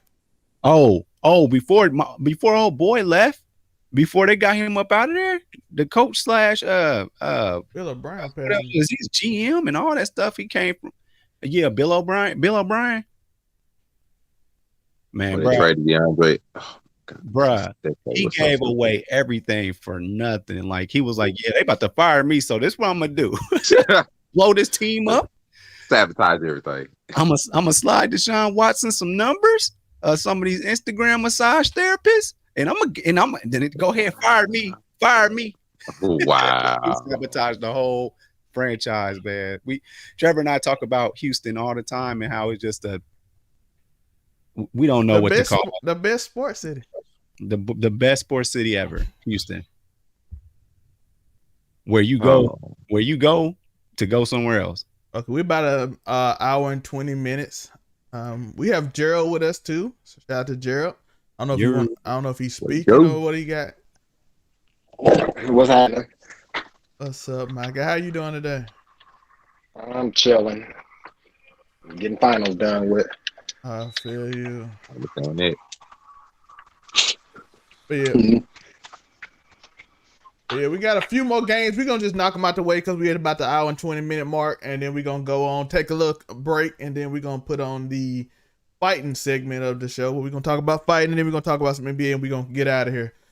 And this is the first episode, so we're giving our overall view because you haven't seen us before and what we're thinking about this year and what the team looked like and everything. Next week will be more intricate. Probably just me or somebody. And then I'm just going to go over plays and have designs and have a little red mark and all that cool stuff. So that's going to be a little more intimate style thing. But this is the first episode. I had to have my people that's always with me here. Because I love my people, Joe, Monte, all them, man. Had to have my people with me on the first episode of Monday Morning Quarterback. Well, this is technically not the first episode of Monday Morning Quarterback. I kind of did what I'm going to do on that page when I did on that page. Because Joe, remember when I was going around and showing the plays and it was real loud because I didn't expect it to be that loud. That was ridiculous loud. I'm sorry if somebody actually watched it. But yeah, we have Pittsburgh loses to Vikings after Big Ben tried to make an amazing comeback. And Chase Claypool celebrated and cost him the game. We also had George Kittle led the 49ers back. Led the 49ers. Are they back? Because George Kittle is healthy and He looked healthy. Deebo Samuel, all them. Joe Burrow still played like Joe Burrow. Wild, crazy, getting hit, knocked around. Still threw for almost 400 yards and 4 touchdowns. No pick. Boy, With he almost did it. With a swollen hand, looked like the size, like a mitten. But he's slinging that thing around. And Lamar Jackson is hurt. Baltimore is almost done because he's their whole team. So those are 3 games. And then we're going to talk about, of course, the 2 favorite topics of the week. I probably should have did them earlier, but we're talking about the 2 favorite topics of the week after that. And then we're going into our break and then other people. So what y'all thoughts on those 3 games? Anything y'all thought about? Let me just keep it simple. The Steelers are boned. They're going to be in the market for one of those journeyman quarterbacks next year, too. They're boned. They're looking at a straight 8-1 or probably a 7-9-1 record. It depends on how far they're gonna fight to try to keep Mike Tomlin from getting his first losing record. But they're boned. They've been boned ever since probably like the 3rd, 4th game of the season. Like they're pretty much done for. The 49ers, like I said, they are a really good wild card threat. George Kittle is one of the top 3 tight ends in the NFL when healthy, and he's looking really good right now coming back. So I'm happy to see that team. It all depends on Jimmy G, what he gonna look like. He can be, Jimmy Garoppolo, and he can be Jimmy G the next week. So it just depends on which one we're going to get when coming out of that. Baltimore is probably the one I'll focus on because they do plan to have Lamar play against the Packers. He is announced that he is supposedly going to play. So it's not. It does seem like a detrimental injury that he suffered, but Lamar has not looked good. Ever since they were 8-3, and even some of them games where he had to put the team on his back to come back, he has not looked good. It's been multiple interception games for the last few weeks. It has been rough. Their team has been really injury prone. Like ever since Marcus Peters and like the very beginning of this year, they had just been very injury ridden. It's not been pretty. And they got one of like the toughest remaining schedules, if I remember right. Because they got one of the toughest remaining schedules because they go against Green Bay, then Cincinnati, then the Rams before finishing off with Pittsburgh again. Like they have a real big chance of losing at least 3 out of their next 4 games. Unless like Lamar and the rest of that team just really rallies. And to come from leading the AFC period, because they were the number 1 seed like a week or 2 ago when it was like 8-3. They can go from 8-3 to 9-7 really quick. 9-7, 9-8 really quick. And it's not looking good. And then Lamar getting injured. If he's anywhere of a shell of himself, Baltimore won't win. And if they don't win, then I'll get looking at Green Bay, Cincinnati, Los Angeles, and Pittsburgh. They got to go at least 2-2, very least 2-2, if not 3-1, to try to hold on. Because now with this loss to the Browns only 1 game back from them, so they also at possibly losing their own division. Not to mention just not even making playoffs. They might not get their division or anything. So it's all on Lamar and that offense right now, and just trying to make something out of nothing almost. But they got to rally because otherwise. They lose 2-3 straight, and the Browns managed to cap off like 4 or 5 wins, and they just started with them. Browns might come back to being in the AFC Championship talk like they was before. Now, do I think they're going to get there? I don't know. It depends on the health of Baker Mayfield. But Ravens, that season is definitely in jeopardy. I'm saying it's almost time for the panic button. Agreed. Gerald, you got anything about them 3 games, brother? Can y'all hear me okay? Yep. Yeah. Okay. Yeah. Monte was talking about the Ravens. The Ravens is my favorite team. I am hard on my favorite team. Sensitive. Just take your time, brother. Take your time. I know this. I gotta gather myself. But I said it at the start of the season that Lamar might not be that guy. And I'm saying that, the reason why the Ravens is my favorite team is the same reason why the Celtics is my favorite team, is because of nostalgia. In the 2012 team, I saw so much coming together. I saw so much happiness, so much championship worthy, as good as Lamar is, and I vote him for MVP again if you have to give it to a quarterback because of what he's went through. But he can't do it in the playoffs. And at this point, I'm holding him to playoff standard. I don't play when it comes to playoffs. You know, if you can get past who you're supposed to get past in the playoffs, then, you know, then I can call you better than what you are. And what's sad is he's one of my favorite black quarterbacks. And if you look in the last 20 years, we've only had about 6 or 7 that's even been to the Super Bowl. I want more, you know, I always support my black quarterbacks. Mm-hmm. But the last couple years, the trend I'm seeing, they figured you out this year. We won at least 6 or 7 games where it was a possibility we was about to lose, but Lamar had to turn on his heroics, and eventually, like he's out now, and a possible play, you will get hurt doing that. And once you take Lamar off of that team becomes the Lions. So I think that's the saddest thing I could say right now of what's going on is seeing Lamar go through that. Now, watching the Steelers go through what they go through and, you know, Claypool being dumb and then, you know, then arguing with his, you know, peoples, and I mean, all that was stupid.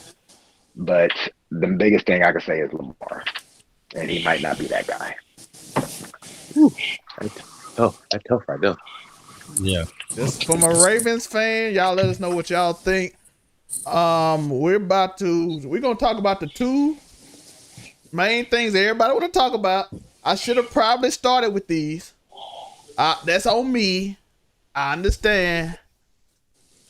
But the Dallas Cowboys was with 5 minutes in the game against about 5:55 against the Redskins. Looked like they dominated. They were up 20 points. And then by the time it was 3:20, they was only up 7. And for some reason, they decided they want to throw the ball on first down on a play action and get it picked off and ran for a touchdown. First off, I don't know why they threw the ball. Second off, I don't know why Dak threw it anyway. Dak, Mississippi guy, you know I love my Mississippi people. Why did you throw the ball? First off, and I don't even blame you as much as why your coach calling a throw anyway. Run the clock and go home. It's a simple game plan. It's like a simple game plan. Now they have their backup quarterback in. If you don't throw a pick 6, they probably don't score anymore. They have to run the ball. Keenan Allen throws only 10-yard passes. Trevon Diggs loves jumping 10-yard passes. It's easy combination. No, you throw a pick 6, they go in the end zone. I don't understand. Dallas is doing Dallas things Jerry Jones probably called down and told Dak to throw a pick just so they get talked about on the TV first every week. Because if they get a blowout, nobody's gonna care. But Jerry like, hey Dak, throw that ball right down, let him score a touchdown so you can get talked about tomorrow. Talking about that the Cowboy gonna lose. That the Cowboy ain't do no game, you know what I'm saying? That a Cowboy doing that. There's that, you know, Jared, he a marketing genius. He like, throw that pick right there. Keenan Allen can't throw no touchdown. That's my Jerry Jones expression. But yeah, that's how it is, man. And I don't know what to tell y'all, man. That game was interesting. It was a terrible game all the way throughout. Dak played terrible. He got to figure it out for the thing. I'm not into the old people. Oh, if Dak played like this in the playoff, true if he played like this in the playoff, but every 5 weeks ago, Kansas City said they was gonna be out, and now they tied with first place in the AFC because the season is like that. So you can get better as long as my rule is always just win games. The same thing I said with Kansas City. I know Monte had a problem with who they won against. If you win, you win. Because I seen Eli Manning. My brother was at Ole Miss with Eli Manning. I met him a few times. I seen Eli Manning when I rooted for him. They would play bad all the way to week 11 and then go undefeated the last 6 weeks and then beat the undefeated Patriots. Nobody gonna remember what you did in week 13 if you go to the Super Bowl. So my only thing is Dak figured out. Now, if you do keep playing like you is, to Monte point earlier, if you do keep playing like this, you will have a problem. But you can figure it out as long as y'all keep winning. Y'all division is trash.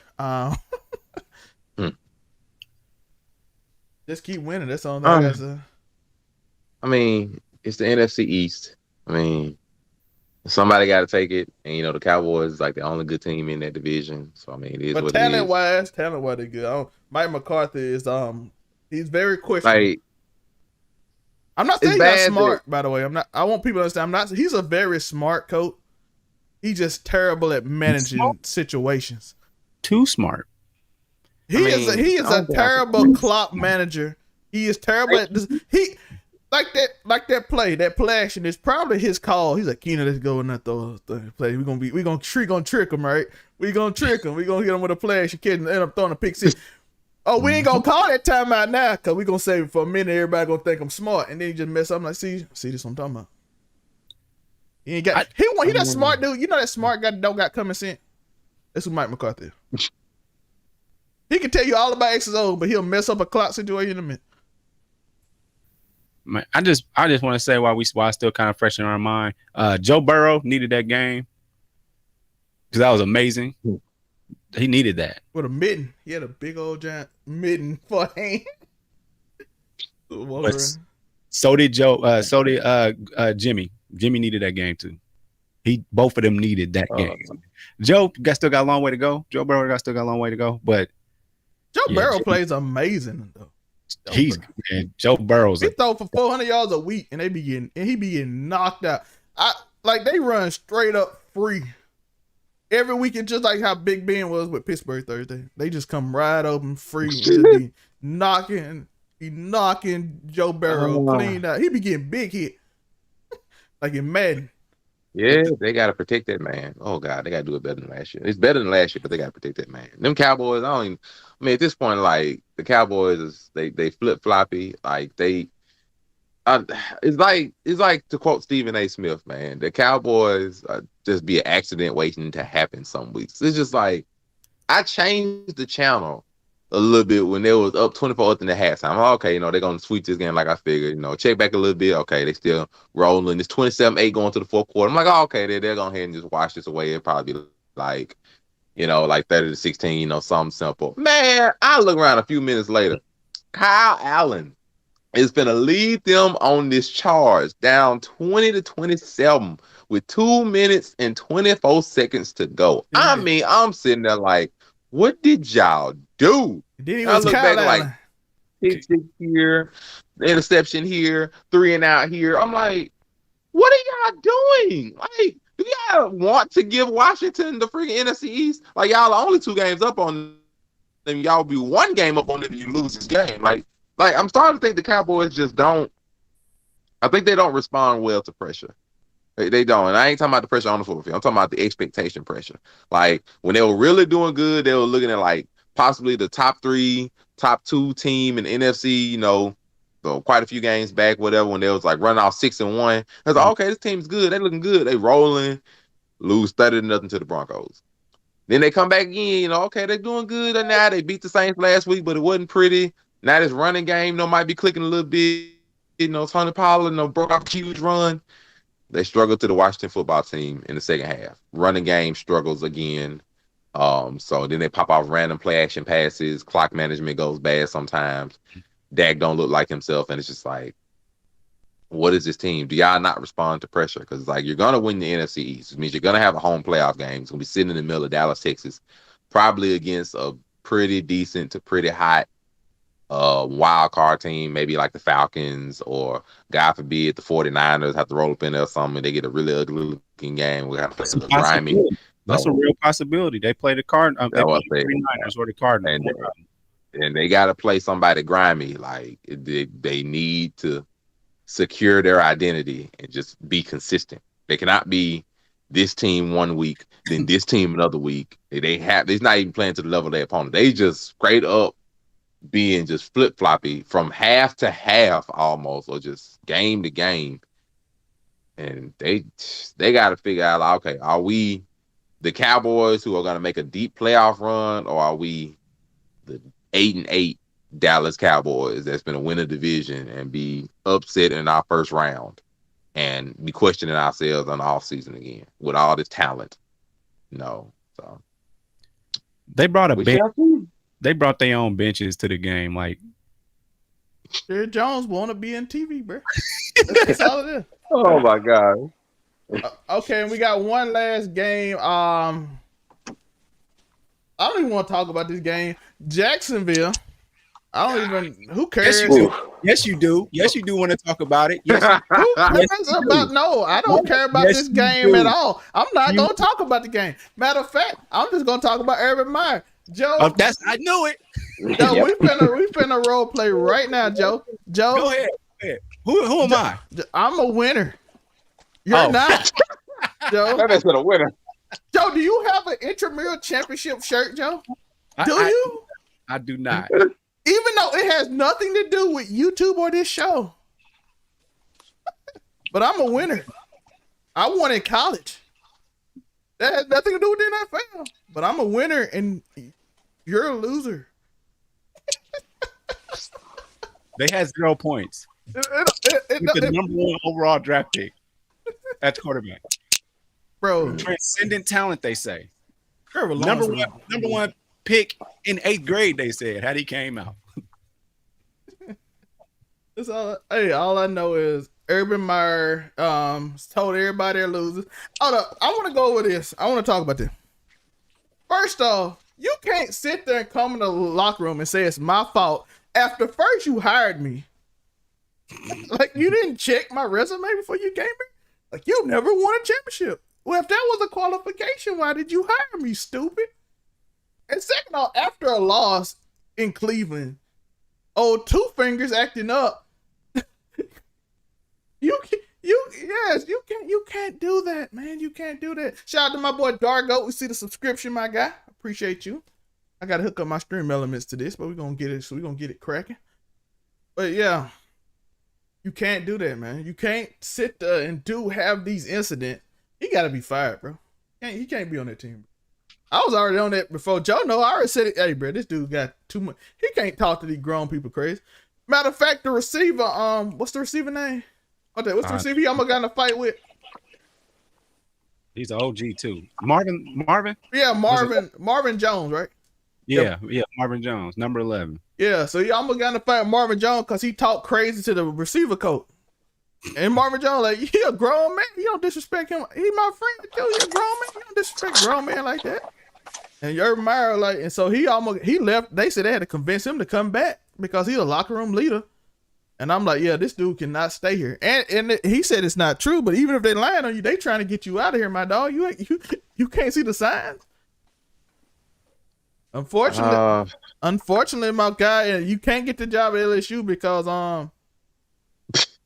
Brian Kelly down there done changed his accent to Southern all of a sudden, and he's dancing on some weird pole. I don't know what's going on. He's like in some lights going crazy, talking Southern all of a sudden. I'm like, when did you get an accent? I don't understand it.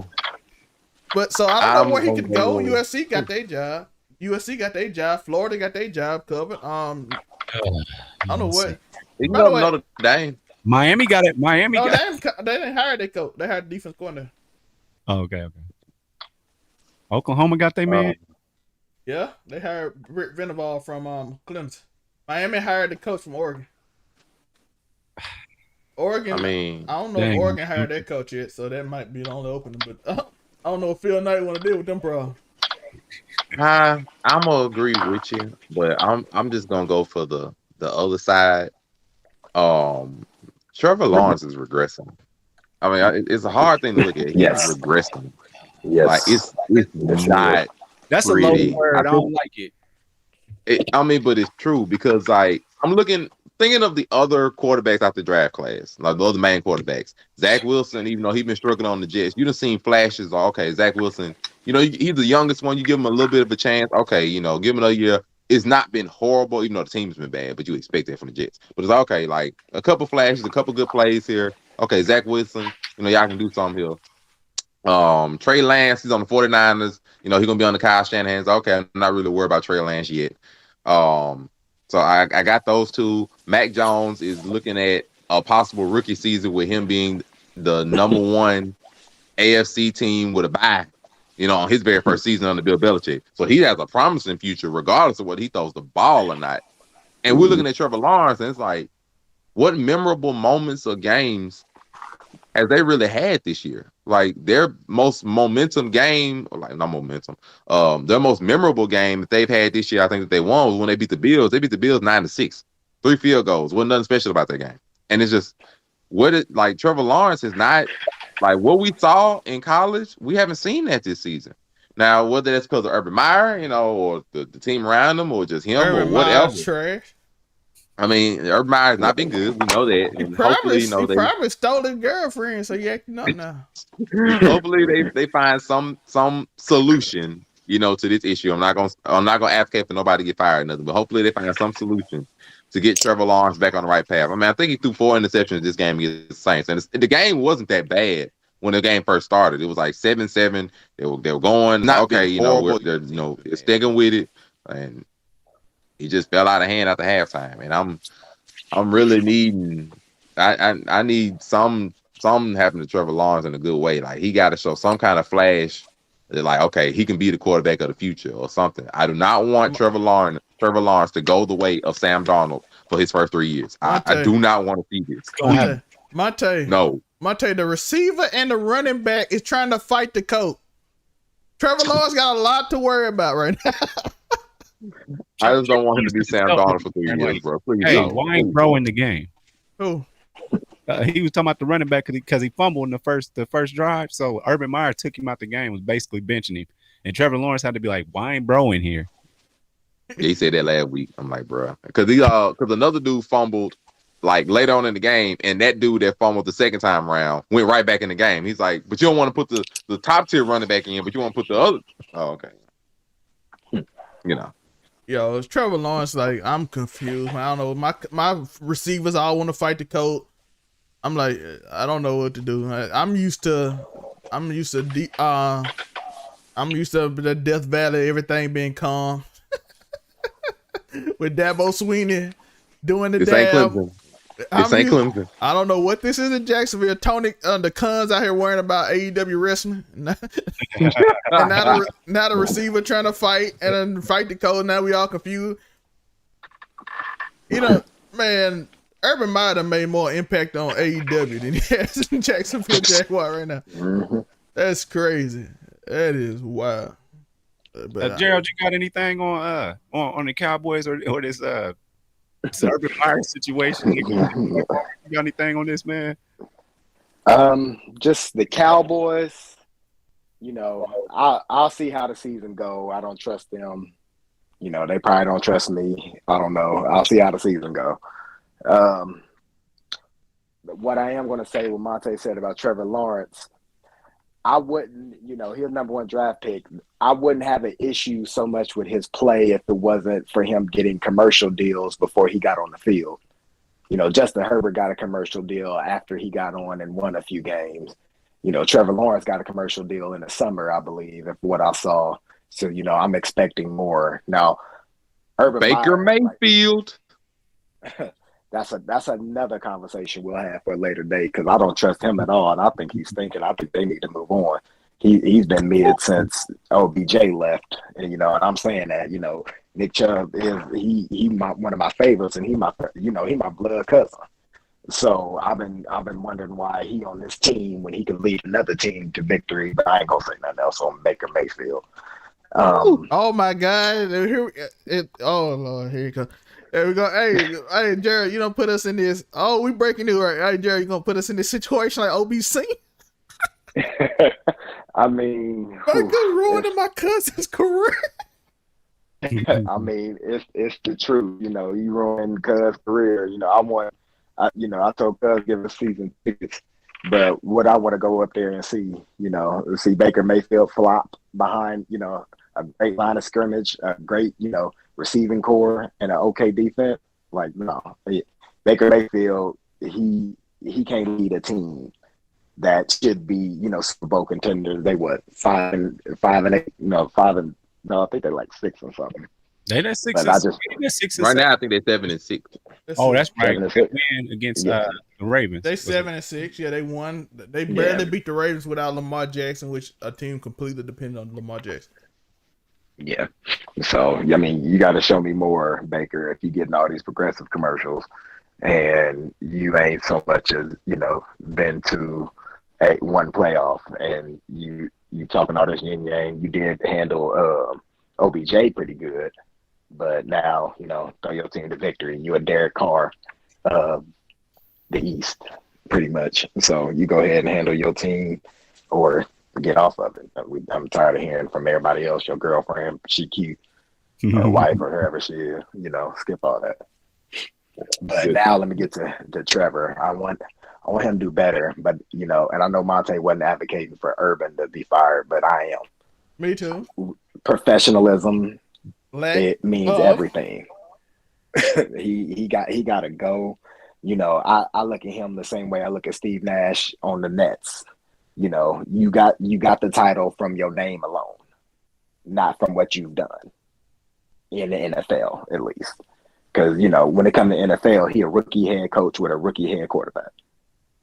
You know, I mean, ain't much you can really do. You bring both of them together, and now you got the rookie head quarterback looking like trash, and you out here, you know, you ain't flying with your team. You got your best girl on your arm. You know, you arguing, which I've just found that out from y'all. You arguing, you know, with your receiving coach, and I mean, what good have you brought to the city of Jacksonville?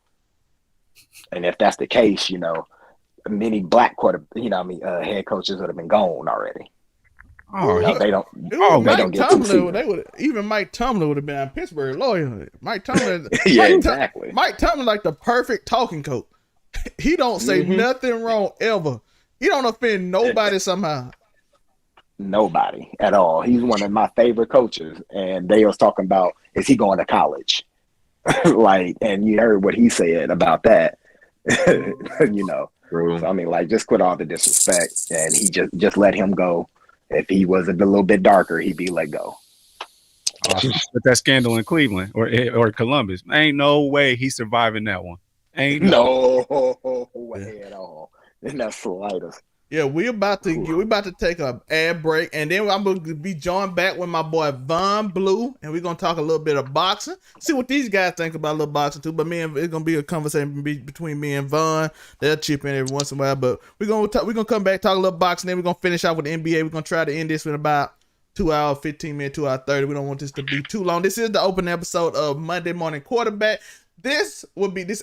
I'm gonna show you some ads and show you some of our other shows on our main channel over on 99 Media. Link is in the description. You can also find the merch, which is also in the bio too, in my link tree. So below. So be there. Next week, like I said, it's not gonna be at the same format, but it's gonna be more of a radio talk show. But this is the first week. We'll probably have Gerald back on, and we're gonna have many more people that will call in and do other different stuff. But it's gonna be a fun time on this show. This is just the first episode. I want to show love to the people that show me love. So I got all this crew on there, and everybody on here, and we having a good time, man. It's good. It's good talking football. What we seen this season and all that, man. So Monte, what they gotta do? Buy the merch.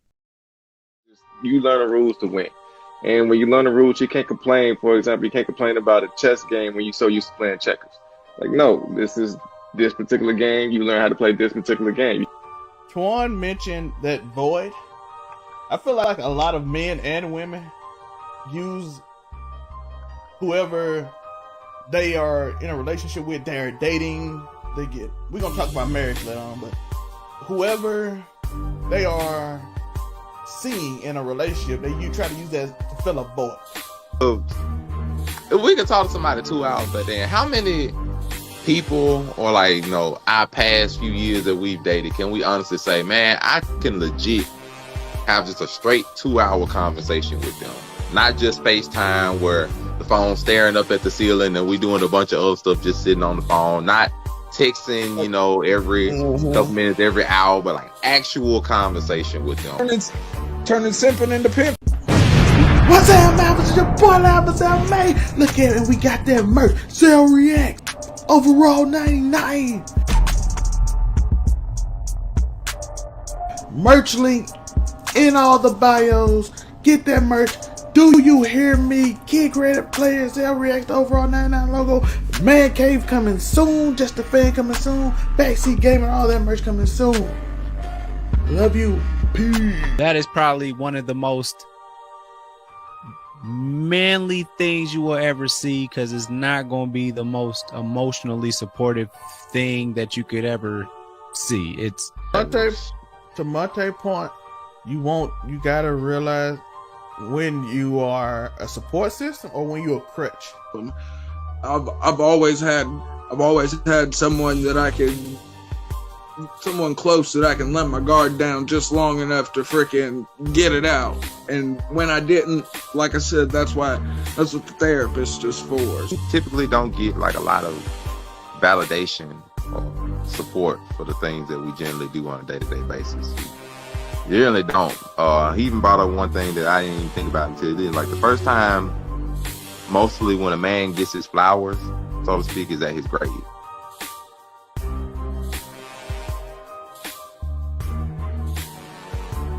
I don't care for Peter Parker all like that. I like his side characters more than him.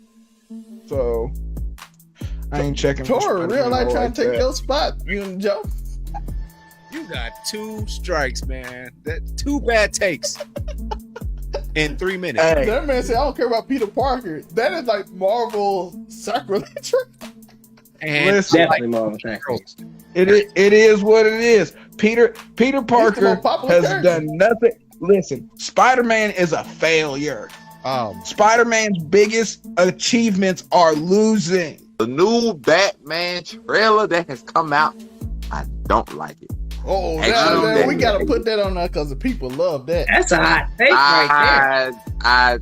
I personally, I hate that trailer. I dang to hate everything that's on. I Morbius hate is the version. only Batman I'm checking for. I hate. I'm gonna just be that guy. Listen, I love Marvel, like extremely.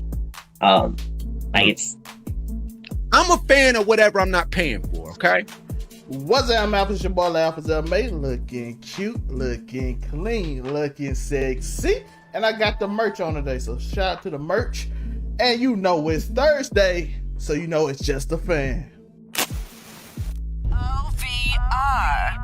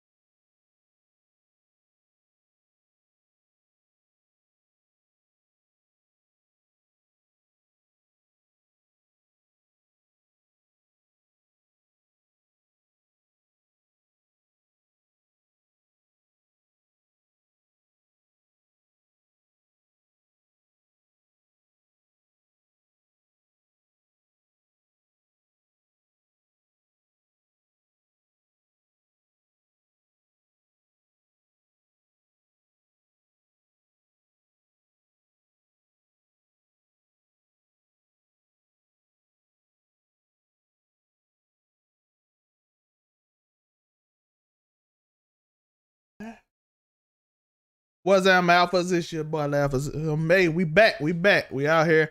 And today I'm with a special guest. We of course with the one, the only Von Blue. How you doing today, my guy? I'm good. How everybody doing out there, man? We back from the commercial break. If y'all, like I said, if y'all liked what you saw on them commercials, Man Cave, Just a Fan, all those type of things, go hit that subscribe button. The link in my link tree over on that media channel. So go check that out if you into those type of conversations. If not, just follow, hit that like, subscribe right here. You see it right there. Just hit it on this channel. You know what I mean? So just let us know. Yeah. Come in what your thoughts are. And now we're in the fighting segment, so I had to go get one of my fighting expert friends. You know what I mean? To tell us what happened this weekend. To better educate us on what happened this weekend. You know what I mean? So we had some big fight. Dominique Cruz defeated Pedro Munoz. Unanimous decision. Sean O'Malley with a vicious TKO. Highlight reel. Yeah, vicious TKO early. Cody Garbrandt got defeated. Yeah. A lot of stuff. By the way, follow Von Blue. He got his box channel. He can he can chat in the comments whenever this is over, or right now if you want to. And y'all just follow him real quick. He talks about all this stuff. He's amazing at this. Him and Miller DC, they do podcasts and stuff. Miller, you'll see him on the channel talking a little bit with us too. Yes, you will. Yeah, they'll be more in depth on their channels. I'm not trying to step on their channel, so I'm gonna let them be more in depth. But I just want to get like opinions on stuff because this is what this about. The big one, the opinion we want to talk about. Juliana Pena defeated Amanda Nunez. That's the biggest, like one of the biggest upset rear naked choke. And Charles Oliveira defeated Dustin Poirier. As well, we talking Jake Paul fight this weekend. I know I shocked Von with this one, but yo, if y'all know me and Von from anywhere else, you know that is a hilarious joke going on between us. But what do you think about this card this weekend, Von? UFC 269. Man, it was an amazing card. They put a lot of solid, good, high quality fights on there. I mean, Dana did his thing.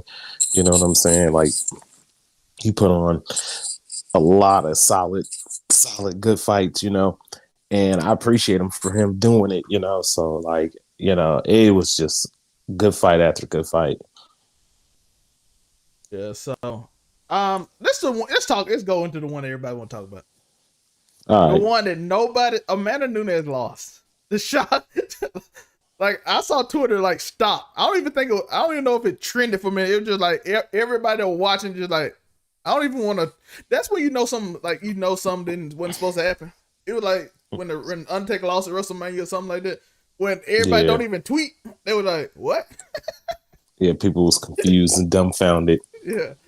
So, what did you see? What happened in that fight? What?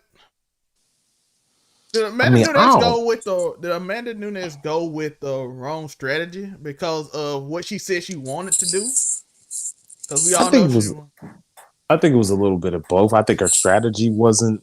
I don't think she had a clear strategy on what she wanted to do to win that fight. And I don't know why. Like mentally, maybe there's something going on there. I mean, I don't want to take nothing from Juliana Pena because Juliana Pena had a good game plan. You know what I'm saying? She just came, pushed forward. She slipped, throw the overhand right. Because, you know, Amanda Nunez throws looping shots. She throws wide looping shots. She lands it and she catches her opponents with them. But this fight is just Juliana Pena. I just think it was Juliana Pena's mentality, too. She didn't have no respect for Amanda Nunez. She just was just like, y'all hyping her up and this and that. And, you know, she just had the right mentality. And she just went in there. And she beat Amanda Nunez, you know, and I guess the thing with Amanda Nunez is like, what was y'all game plan? Or did y'all just think y'all was gonna steamroll her or something? Or just was you psychologically not there? I mean, is it coming down from 145 again to fight at 135? Like, I mean, the world will never know about this. Probably one of the biggest upsets, if not the biggest upset in MMA history. Yeah, what was the betting odds? Wasn't it like 1,100? Yeah, it was ridiculous. It was something ridiculous. Yeah, and it was like in the first round. Like, would she make it to the second? Would she make it to mid-second round? Yes, that's what it was. People were getting, you know what I'm saying? So it's like, I don't know. It's just, this going to be one of them.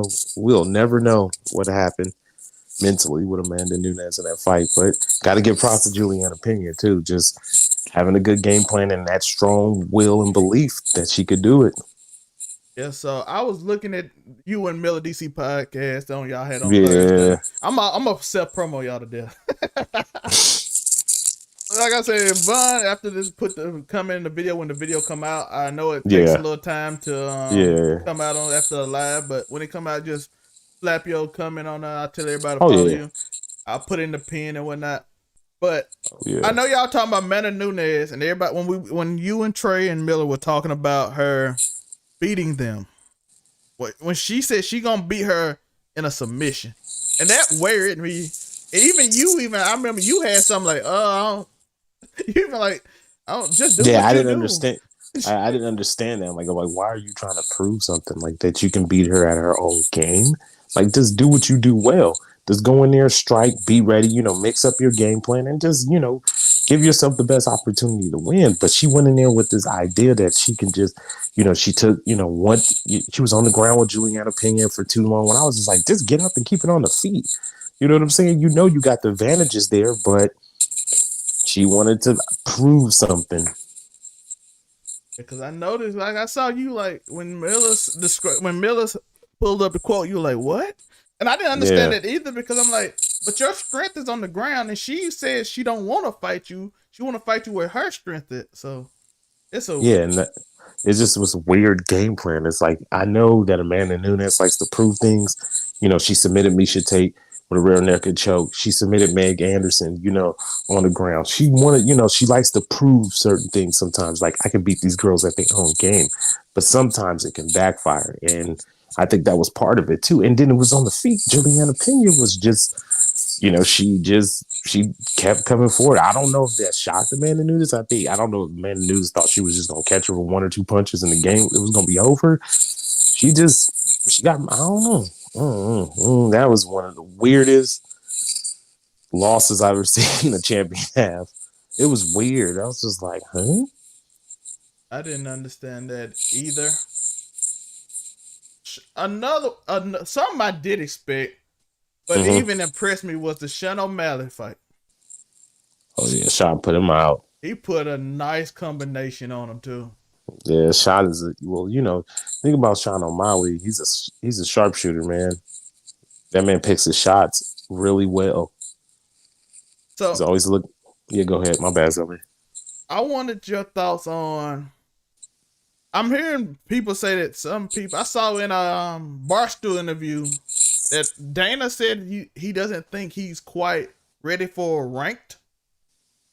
I wondered, did he change his mind for? It's box office, so I don't get it. Maybe he knows something we don't know. So I want to know your thoughts on that. Because my thing is, like, with Sean O'Malley, to keep it going, you got to give him a ranked opponent. You know what I'm saying? To keep the, right now, that knockout, he's on fire. I mean, he was already a popular fighter. I think in order to, to solidify him, it's time to start getting him with them top 10 guys. You know what I'm saying? I think he's ready for a top 10 opponent. You got to give him the opportunity because you got to keep it going. He fights another unranked opponent. You're going to have somebody on him like Bobby Green was. People they're going to start questioning him. He already got questioned by, Bobby Green. He's an MMA fighter. He fights in the UFC, and he kind of questioned. He was like, man, when is this dude going to fight somebody? And they not even in the same weight class. You know what I'm saying?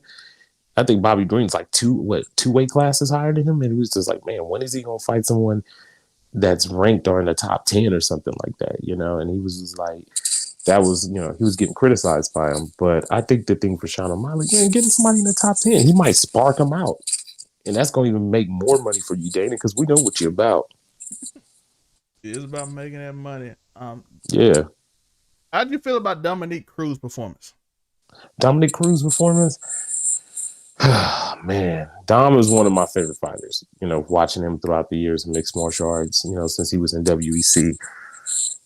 It was a good performance for his age, you know what I'm saying? But I'm not going to lie, I don't know how much Dom got left in it, Yeah, I don't know how much he got left, man. You know, being 36 and, you know, I'm 36 my damn self. And the knee injuries and, you know, the different kind of little things like, because, you know, Dom just, like that fight, he ended up winning, but he just didn't, like, I don't know if he could keep taking them shots. You know what I'm saying? it wasn't impressive. It wasn't like, Nah, it wasn't the best Dom performance. He got the W, but it wasn't like, I guess we're so used to seeing Dominic Cruz just be out there in the Matrix and shit like that. But, you know, I don't know how much longer he got left. we see, I beat Cody Garbrandt. I know. Put him out of there. Put him out. Got him out of there. I know. And Y'all. You in DC and y'all was. yeah. It was high on Cody. That was a kind of a quick one, man. That was like I was listening to your pod. I'm like, I'm ready to see Cody. He got out there kind of quick. Yeah, he got put it on. But see, the thing with Cody is just he's another one, man. You kind of question. It's like, man, how long can Cody keep doing this? Because man, there's been too many knockout losses. You know what I'm saying? You can't keep getting stopped like that. It's not good for your health. You know what I'm saying? Yeah. And Cody went down weight, so that didn't even help even more. You know, he dropped 10 pounds to go fight. You already, weight cuts are already hard. Now you dropping an extra 10 pounds, and then you going against a guy who's been doing his damn thing in that division. And Kai, and Kai just was like, "Nah, bro, I'm in this quick. I want that title shot." And he went in there and just sniped him. I was just like, "Woof!" Adesanya and them, boy, and dude Bateman, they coach, be having them boys sharp with the strikes, and and I don't know where Cody go from here. You know, it's like, did he go back up to 135? I mean, it's a tough one, man, for him. You know, he's taken some big shots in his career. You know, you just kind of wonder, like, how long do you keep doing this? You know, I mean, he's still gonna, end up getting a fight, but I don't know. I was definitely wrong about that one. That was definitely wrong. It was a quick one. He decided, like you said, he got him out of there. He want that title shot. I'm getting him out quick. Quick. Kai was like, "Nah, bro, we not finna do no 3-4. Nah, bro, this is what be over quick. I'm gonna let you overthrow like you usually do. You gonna sit on your punches. You gonna swing for the fences, and I'm just gonna time you." And that's what he did. Boom! I was just like, "Oh." As soon as I seen Cody hit the ground the first time, I was just like, "Oh, it's all bad." And Kai just was like, "Yeah, it is." Ding, ding, ding. I was just like, "Lord." But yeah, I don't know what else to say about that with him telling me. It's just, I don't know. It's been tough for Cody the past couple of years. Yes, he's been a rough couple of years for Cody. Yeah, it has, man. Damn, because I mean, he went from the highs, knocking off Dominic Cruz, and Dominic Cruz was the man in that division for years. You know what I'm saying? Finally, Team Alpha Male beat Dominic Cruz after all the L's they took against him. You know what I'm saying? Yeah. He was beating a sensei. He beat the first protege. You know what I'm saying? He beat the other little homeboy. What's his name? Benavides. Yeah, but. And it just all came crashing down, man. The 2 losses to TJ, then he lost to Pedro Munoz, then he had the L against he just lost to Kai. You know, it's kind of like, damn, where'd he go from there? But we'll see. Yeah, it was a very interesting. It was an interesting night. Speaking of an interesting night, we gotta talk about the championship, right? Yeah, we do. Charles Oliveira caught Dustin Poirier with a rear naked choke in the 3rd round after taking a brutal initial 1st round from Dustin. Yeah, he took up. Yeah, Dustin was putting the beaters on him in the 1st round. But what I feel like Dustin messed up is he kept engaging on the ground. Instead of just letting him get back up throughout the rounds. And, the thing about Dustin is Dustin sits on his punches a lot. You know what I'm saying? He'll just wing them. And the thing about Charles Oliveira, he started landing that straight left hand. He started landing it on him when he would throw that right hook. And the thing is, I think by the 3rd round, you you're throwing punches, you're overcommitting, and you could see that Dustin Poirier was overcommitting. His feet was lifting. You know what I'm saying? And Charles Oliveira, all it takes is for him to get one grab on you. He gets a hold of you. That boy's jiu-jitsu is nasty. You see how quick he got that in? Got it in quick. Quick. Charles said, "Oh, you done slipped up." I was just like, Dustin. The same one how Beeb got you with the same shit.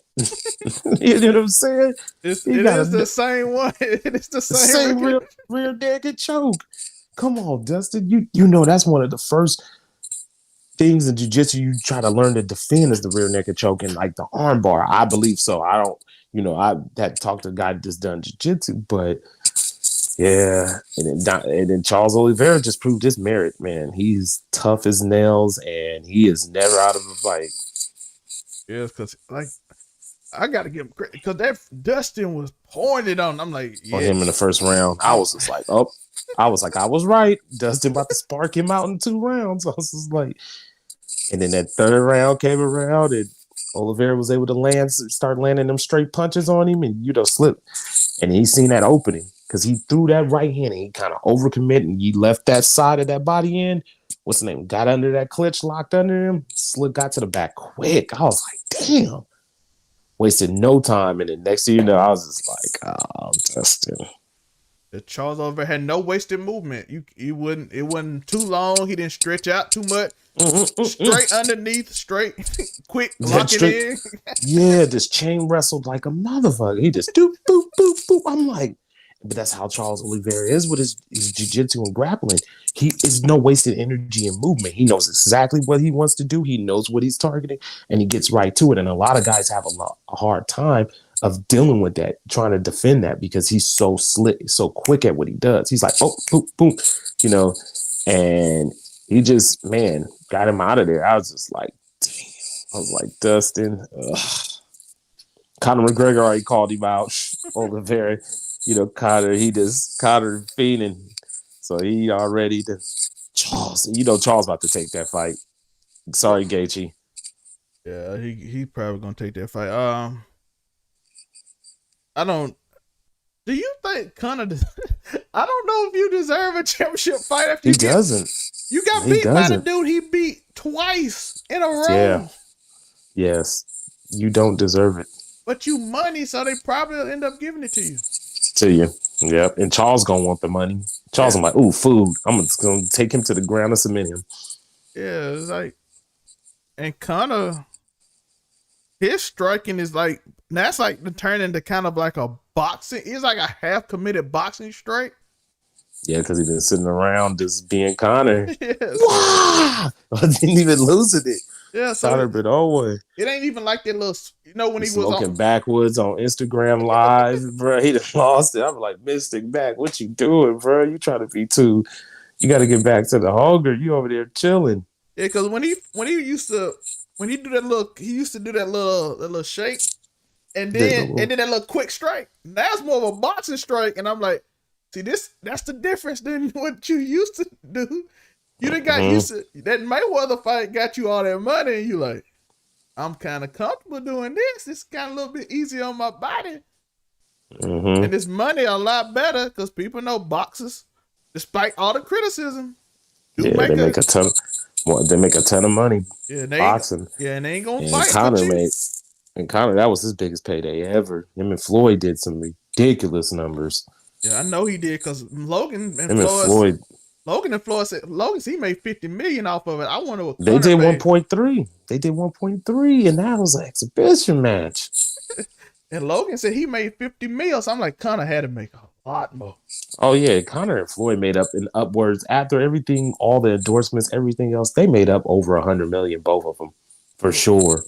For sure. For sure, Conor made over $100 million. I think he made like what? I'm thinking he made like 110, 120. Floyd probably made like 150. You gotta understand that fight was huge, bro.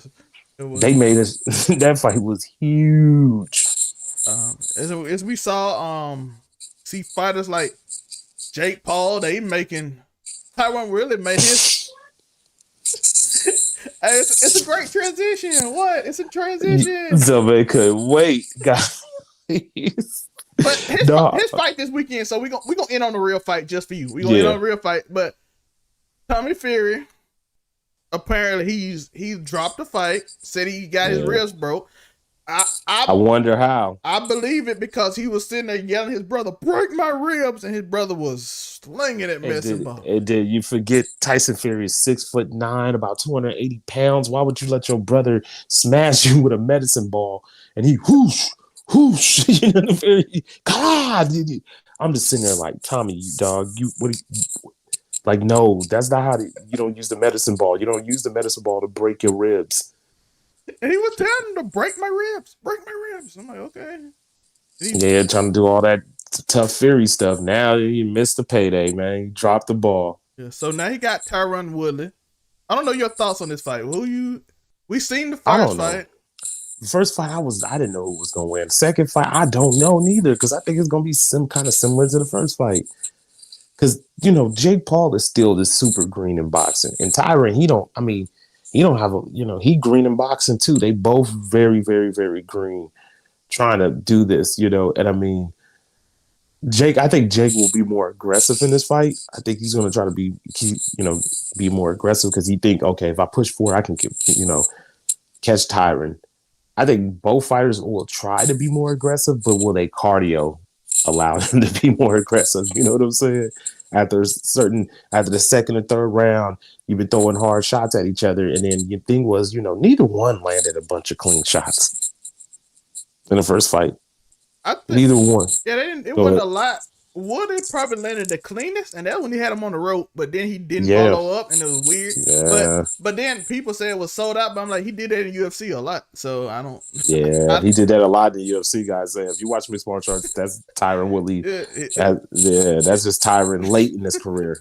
Yeah, not early, late. So he would punch you, stun you, and then put you out of there. Yeah, but late in his career, Tyron got more conservative. He got really conservative, just being like, I'm gonna wait. Oh, he made a mistake. Boom, I'm gonna hit him now. You know what I'm saying? But, in this fight, I think they'll be both more aggressive. I just wonder about the cardio for both fighters. Yeah, one thing I'm gonna give Jake is you can tell he spent a lot of time around pros. Trying to learn the game. Because in his first and second round, he looked very smooth, but you can tell he ain't been there a lot. Because after that second round, he looked nothing like a boxer anymore. Yeah, he was gassed. Trying to do, He didn't even look like a tired boxer. He looked like a human being. He like a regular person. He like, oh, my hand's completely down. I'm just swinging like this. Because the difference between tired boxers, they still got a little bit of that awareness. Yeah, they got that muscle memory. Yeah, it's still there. Yeah, but even though they're exhausted. Yeah, but he didn't have none of that. Because Jake ain't been boxing like that. He ain't been in no real, he only been boxing a year and a half, really. I mean, he hasn't had a fight with a professional boxer yet, and he's still kind of trying to learn the game and box. And he coming in late, at his age, that's considered late to come into boxing. Very late. Very late. You know what I'm saying? About the same time, Deontay Wilder came in and said, but Deontay Wilder he got that nuke in his hand. He got that nuke in his hand. So that allowed him to get to where he even got to because he had that nuclear missile in his right hand. So, you know what I'm saying? Jake Paul, that's why when I watched that fight, I seen in the second round, I said, yeah, Jake back to being a normal human being again. You know what I'm saying? Because that shit ain't, to try to box, bro, and really learn the sport and do it as professionally, man, that shit ain't easy. I don't care how much in shape you are. You start swinging and trying to move and slip and, use your brain in the ring. Man, that's different than fighting off hardened, balls. You know what I'm saying? Yeah. And you can look at his brother, his fight with Mayweather. His brother got an advantage over him. His brother is a really good wrestler. Yeah. So you could tell he was clinching like crazy. So he found a way around it. You could tell Jake didn't even have that. Jake didn't know what to do. Jake was just like, he got winded and he was just like, God, I don't know what else to do. Like Logan went to my let me go to my wrestling background. Yeah, Logan was like, I'm tired. I'm just gonna clinch the hell out of Mayweather. I weigh more. I'm used to wrestling. I weigh more, and I have significant height and weight advantages. So I'm just gonna clinch him a million times. So I'm still getting paid. Ain't nobody expect me to beat Floyd. Yeah, so Logan was like, but you can see even the difference between him and his brother. That if his brother going thing, he still got a wrestling background to dig into. I'm interested to see which kind of make me.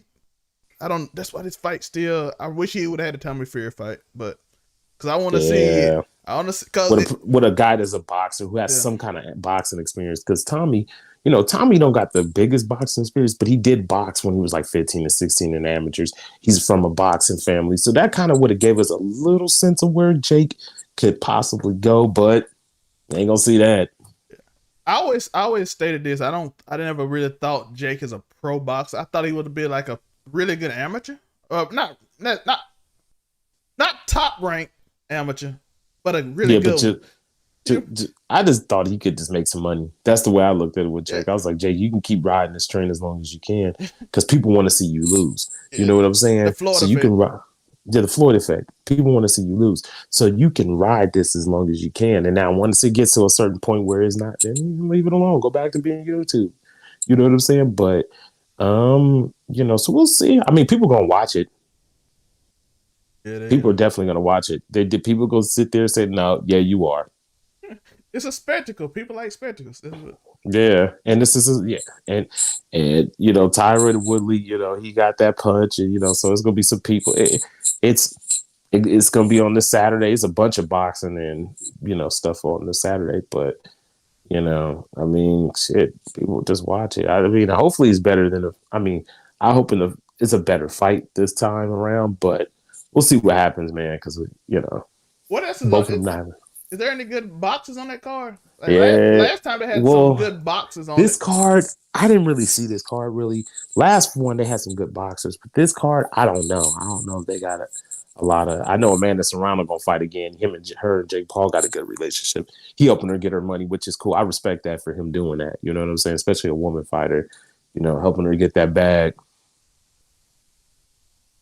Because I know last fight had some good undercard. Usually they have good boxing undercards. I know they have Darren Williams and Frank Gore. I don't care about that. Yeah, I don't care. But that one is just like, fellas, why? But usually he does put like boxes on there that have really good fights. Yeah, so usually, I wonder if I was a boxer, I'm making that money. Yeah, Gervonta Davis been on his as a co-main event under him. Who, Jake Paul? No, he hasn't. Oh, he has. Oh, no. Nah, hell. That's Haney, right? That was Haney, right? No, Haney ain't been on there neither. No, Haney on his own.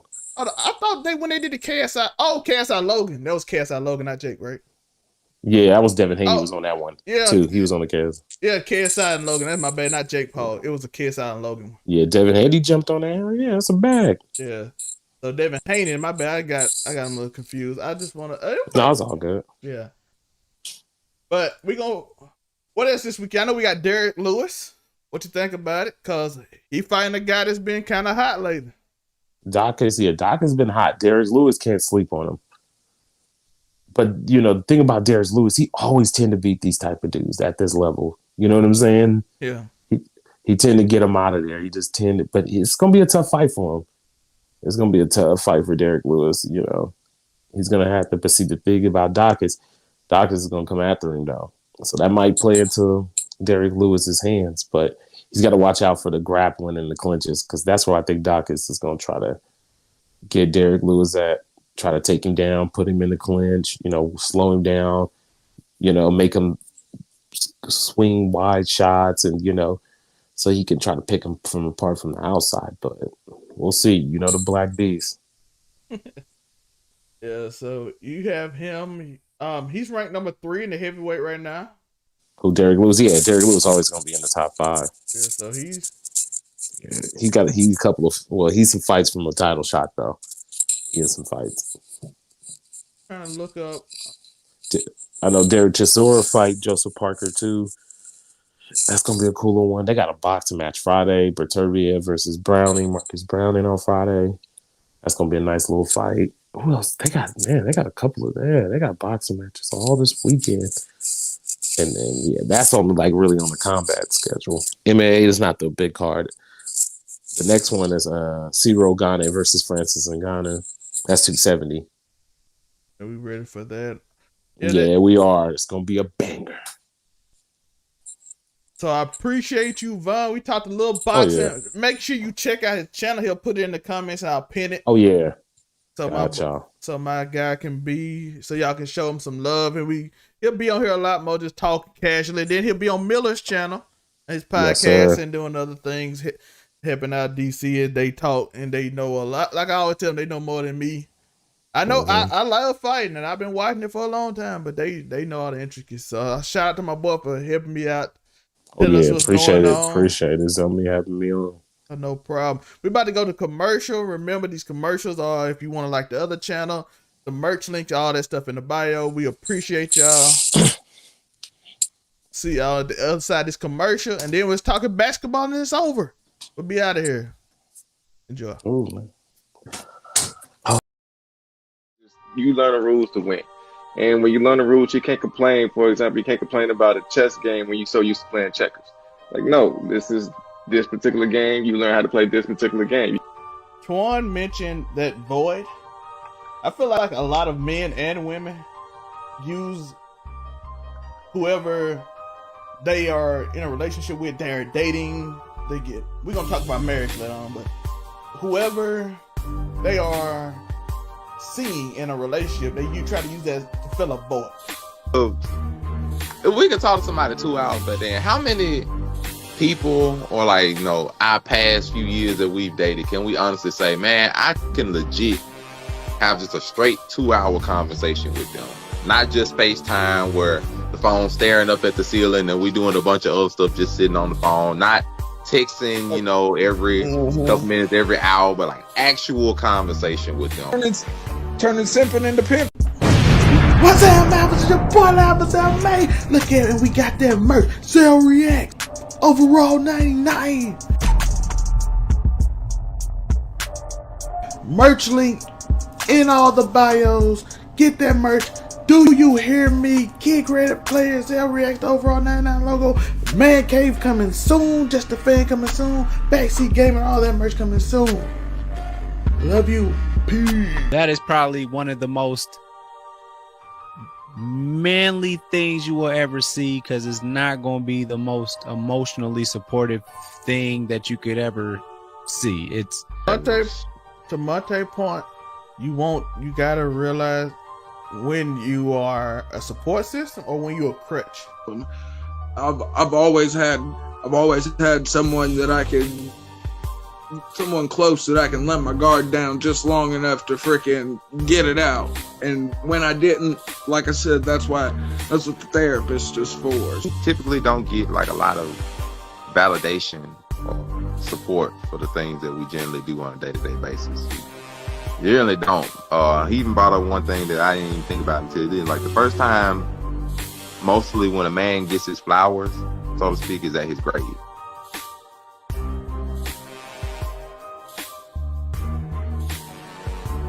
I don't care for Peter Parker all like that. I like his side characters more than him. So I ain't checking. Tor, real life trying to take your spot, you and Joe. You got 2 strikes, man. That 2 bad takes in 3 minutes. Hey. That man said, I don't care about Peter Parker. That is like Marvel sacrilege. And definitely Marvel sacrilege. It is what it is. Peter Parker has done nothing. Listen, Spider-Man is a failure. Spider-Man's biggest achievements are losing. The new Batman trailer that has come out, I don't like it. Oh, man, we gotta put that on there because the people love that. That's a hot take right there. I personally, I hate that trailer. I dang to hate everything. Morbius is the only Batman I'm checking for. I'm gonna just be that guy.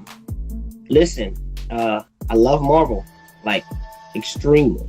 Like it's. I'm a fan of whatever I'm not paying for. Okay. What's up, Mouth? It's your boy, Mate, looking cute, looking clean, looking sexy, and I got the merch on today. So shout out to the merch, and you know it's Thursday, so you know it's just a fan. OVR.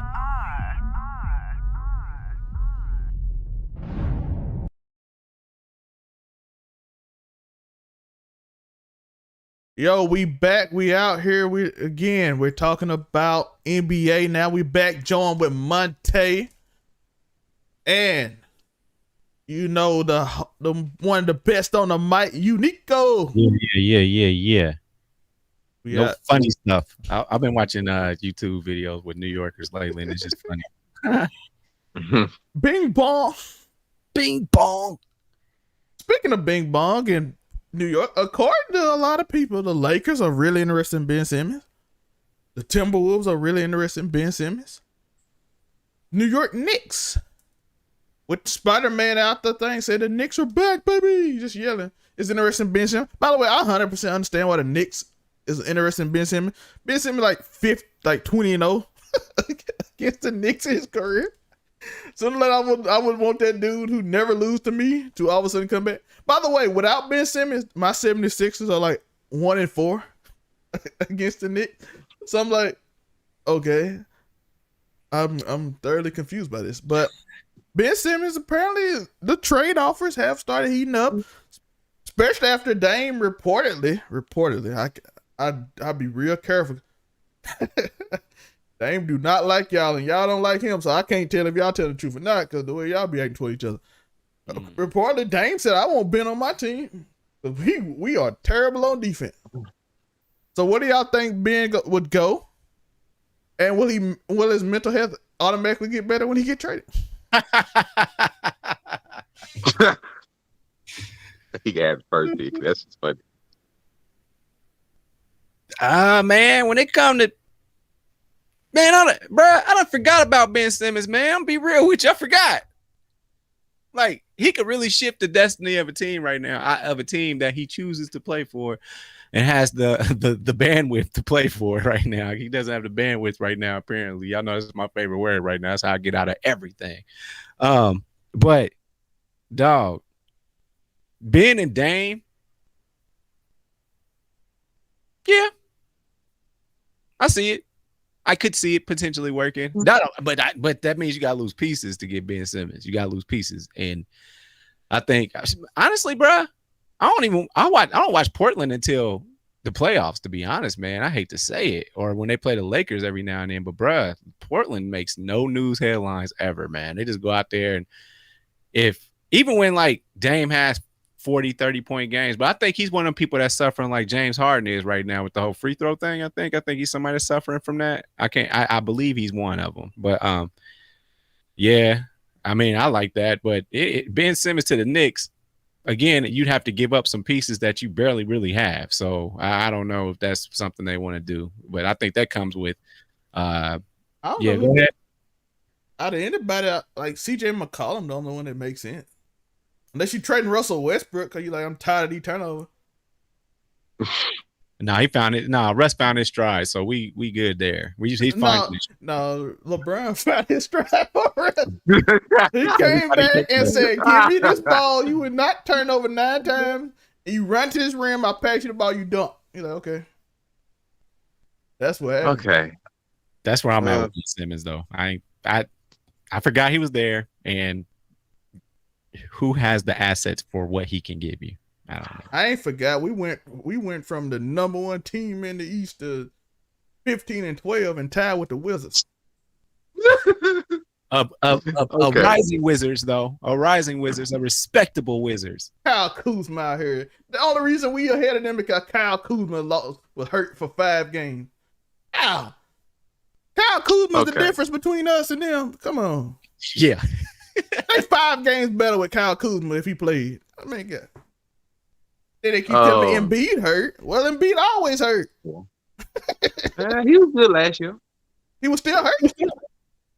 He played most of the season last year because he was running up for MVP. The reason he didn't get it because he was hurt Monday. He got hurt at the end, though. He was good for most of the year, so I'm telling you. And we was the 1 seed until let it go, man. Let it go. When it comes to Ben Simmons, I'm be real. I'll say 2 things. One, the Blazers trade, that's just not gonna work. I'm just gonna be real with you. It's not gonna work because I'm looking at a couple things. One, you're trading a point guard to play with a point guard. I don't really care. People love to spin it, be like, oh, Ben can get moved to like the 3, the 4, and all the other kind of stuff. I done heard things be like, oh, Dame want him so he can be what Draymond Green was to the Golden State Warriors and all that kind of stuff. I'm like, no, like all you're gonna do by doing that is make the problem that Ben Simmons has worse, because his problem is he needs to shoot. Regardless, that's his problem. And if he goes through everything in this offseason, goes through this therapy and everything, and gets traded to another team, and that same problem still occurs, then it's a waste. Like, it don't really matter. It's a waste because he's not going to get better if he doesn't shoot. Yeah. And the reports is that the 76ers, good old Trevor's team, wants a freaking cash haul for Ben Simmons, which is why he hasn't went nowhere as of yet, because freaking Daryl Morey wants to be freaking greedy, which I can't necessarily blame him, but there's a limit to where you need to get rid of this player because he's hurting your team. So, but the Blazers to me won't work because, like you said, they're going to have to give up pieces. And the main trade room I'd have heard was like CJ McCollum, somebody else, in like 2 or 3 draft picks, was why I reportedly heard for like Dame. And I'm just like, so that means you're going to end up depending on Ben Simmons to be your second primary scorer, and your second primary scorer not being able to shoot. I don't really see how that helps your team try to get over the hump of losing in the second round in the playoffs. I'm just not seeing it. Well, listen, so DJ McCollum the only trade I can see that would work. Now, at first on this trade, I wasn't big on it at first, but in hindsight, it makes perfect sense. And this will, well, I don't know, depending on how James Harden is playing that. But it would be him to the Brooklyn Nets for Kyrie Irving. It would be the only trade I potentially see that would put him in like championship contention and severely help the team in both ways. Mainly because everybody knows Kyrie isn't playing right now, even though some reports saying he's coming back, so we'll know how that means. But Kyrie isn't playing. Ben will go to a team that has 2 primary scorers, even though James Harden has been a little rough, we'll just say that. But he go to a team where they have primary scorers. He can be the point guard, like his actual thing supposed to be. And to be fair, hopefully he's working on the thing to be able to shoot better. But if you were gonna need help with shooting, who better than the dude that just scored 51? Not to mention another James Harden, another former MVP in and of himself.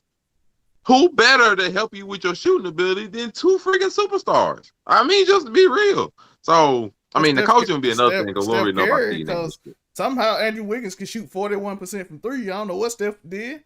That's true, but him going to that team don't make sense. I remember hearing that like last year. It was like, go ahead and I'm like, that don't make sense. Like, Wiggins, he doesn't shoot. Wiggins shoot 28%. They got me. He don't shoot. They got Tyronn Poole shooting 48%.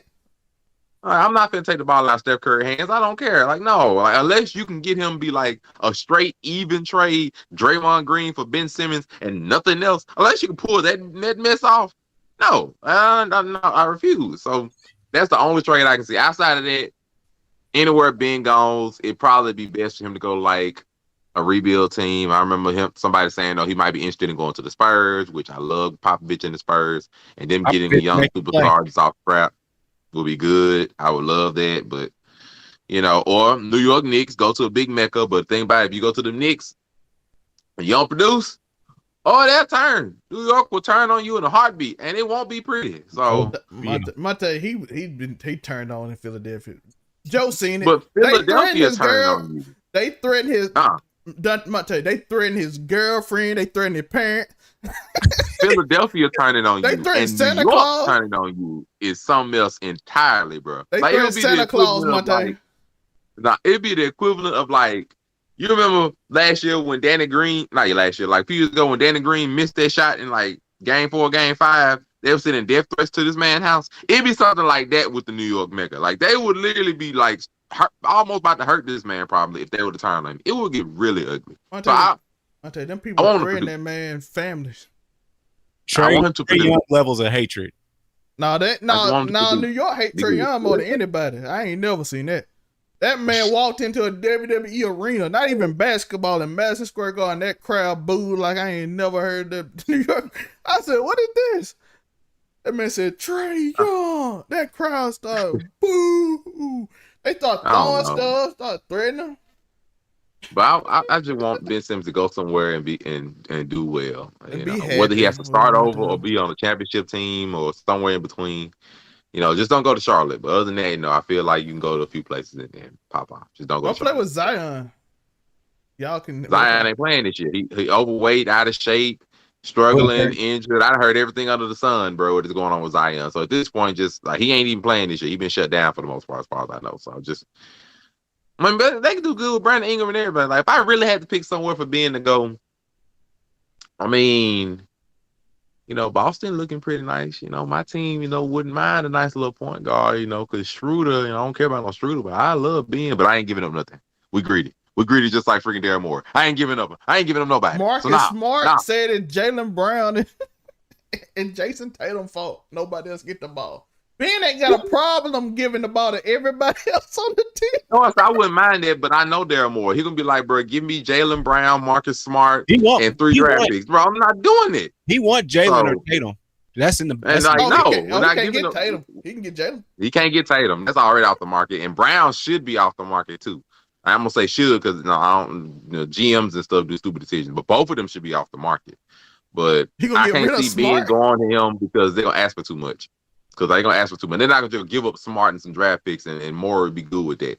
So it's hard for me to say where Ben will go because Darren Moore is going to ask for a freaking haul for this man. So I don't really got a clue. Other than a young upstart team that ain't got nothing. Either that or this would be funny, Trevor. What if he was like, hey, we're going to trade him to Houston for John Wall and like 4 draft picks, bro. There you go, Trevor. That'll work for both of y'all. No. John Wall like 4 draft picks. I might. That draft pick do look nice. Houston got the pick. Hey, they can we get Christian Wood? I don't know. It depends on what they want to do. Houston got the pick. You give me Christian Woods, I might. Christian Woods with them draft pick. Christian Wood got $44 million that you got to pay him. He don't care where he go. You got to pay him $44 million a year. So yeah, and like you said, Ben just got that high contract, so the money would help out as well. Is one thing. Cause that's the thing that's throwing off block. That man contract is locked in for like 4 years, so it's just y'all got to pay him and pay a lot of your future, bro. Oh my gosh! Don't give away Thibault too, bro. Y'all hating on. Y'all trying to get Thibault out here too. Oh, leave my Thibault, man. Thibault held Steph Curry to 2 for 13. Shout out to Thibault, baby. My hard worker who only can shoot in the Olympics, but he can ball out and play defense. He be fouling too much though at the end of the game. But they ain't calling them fouls no more, so we good. But speaking of Steph Curry, we bring him up. LeBron says Steph Curry is a once-in-a-lifetime player. He is taking a team full of second-round players and Andrew Wiggins, who some people consider the bust, and they are number 2 in the NBA, behind Phoenix Suns, who is the Western Conference champions, and Tyronn Poole, second round. Damian Lee, second round. Draymond Green, second round. Andrew Wiggins. So he took a bunch of second-round players, and they are balling, and they all shoot 40% from 3, and I don't know what's going on. What are your thoughts on Steph Curry is reminding everybody of why he's special? That's what superstars do, man. Like they make players around them better. They carry them, and I am 100% now in the camp that Steph Curry is the greatest shooter in NBA history. I'm 100% in this camp right now. Like this man is the greatest shooter in the NBA, past, present, and future. Like it's almost unreal at this point. I remember seeing like a TikTok of this man behind the goal in the stands and just shot that mug for the fun of it and made nothing but net. I'm sorry, bro. Like at this point, he's like the greatest shooter in NBA history. I'm 100% in this camp. And so that's what real superstars do. They make players around them better. And Steph has just shined and just, shot off to be like, bro, it don't matter who with me, if Durant with me, if Clay with me or nobody, I'm going to show y'all who I am. I'm Steph Curry, and he is here. And that team is amazing right now. When they get Clay back, if Clay is like even 80% of himself, which I pray he is and better, and Wiseman ain't even playing yet, Wiseman come back in there, that's what we're waiting on. That team is going to be a force to be reckoned with. And they are missing 2 of their best players. It will be a force to be reckoned with. They already are, but it will be just nasty. And so I'm very impressed. I mean, I'm passing prayers. I mean, I'm just like Steph is just boy. He just here. He here. He taking names. You know, beating them down and doing what he got to do to get his team in a high seed in the playoffs. And get these boys back, and he's gonna try to do something special in this postseason. And I'm here to see it. I'm here to see it. I like it's. I don't want to say I hate Steph Curry or I hated him, but he was just going against LeBron for like 45 years in a row, and like it's incredible to see what he's doing. We talk a lot about LeBron making teams better, you know, but he's more of from a physical stature. He's making them better, man. I want to give Steve Kerr a little bit of, because he did end up, yes, he took some of Golden State from what, you know, Mark Jackson did, but he did turn it into his own team. I believe he eventually turned it into his own team. And I think that his play calling style, his style of offense, and he has an eye, I think, for talent. You know, because again, I bet when Kerr was like, hey, when they came to him and he was like, hey, what about Andrew Wiggins? He was like, what? That stud? He can see that. And I just think that Golden State's done a great job. They've not over the cap. You know what I'm saying? They never worried about that. They'll just get somebody to replace you. What they got Iguodala for the low, and he was a hell of a piece of that team. They did Draymond Green a favor by paying him max dollars like that. They did him a favor. I can't see him being a $90 million player on any other team. But man, yeah, Steph is just, you know, but it's the thing about him is he hits ridiculous shots which make you guard him differently, and it's a work hard to see. And again, LeBron's physique is what's imposing. He was a freak of nature, fast, can jump high, all that stuff, passer. But Steph Curry, for the little guys, man, he's giving you hope. You just gotta have a great jumper, but he is ruining the game. Yeah, Steph even said that. Steph like, hey, bro, y'all don't know how much work I actually put in to do this.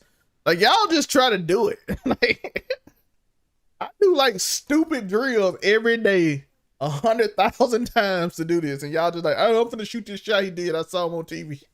No, you cannot go in the game and shoot that shot. Hattiesburg High. Monte know what I mean if he saw. Look, well, I go to the gym, I go to YMCA or something like that and hoop and or a church in one of them gyms and call myself Logo Joe and just pull up. Don't do that. I don't do that. That's not my game. I got a 3 in me, but not no logo mess. Ain't no logo mess, man. I mean, he got me, but I said he got me, but it's still too early this season for me to call anything. You know, I mean, stuff like, you know, the Lakers haven't been looking pretty, but I mean, LeBron hasn't been there. But they're the 6th seed now, so they good. They 6th seed. It's good and bad, and you know, but Anthony Davis is out now, and I mean, you know, Russell, you know, he was limping a little bit last game, so now like this old man thing is starting to come down. LeBron and Melo. This old man thing is starting to come down now, so it's like, hey, they gotta get through it, man. But I think they'll be okay. They're gonna get to the playoffs naturally. Now, what seed they'll be in is anybody's guess, depending on like if they can stay healthy, not stay healthy. You know, if they can flow this team together, or if they keep on botching up, if Frank Vogel can keep his job throughout the year, or he's gonna get fired for All-Star break. Bro, it's so many variables with the Lakers right now. I don't even want to bother with them. The Suns and the Warriors looking hot right now, 1 and 2 seeds. The Bucks, you know, Giannis still carrying them, so no, they're still flowing. 76 is trying to get rid of Ben Simmons. It's so much. The Bulls.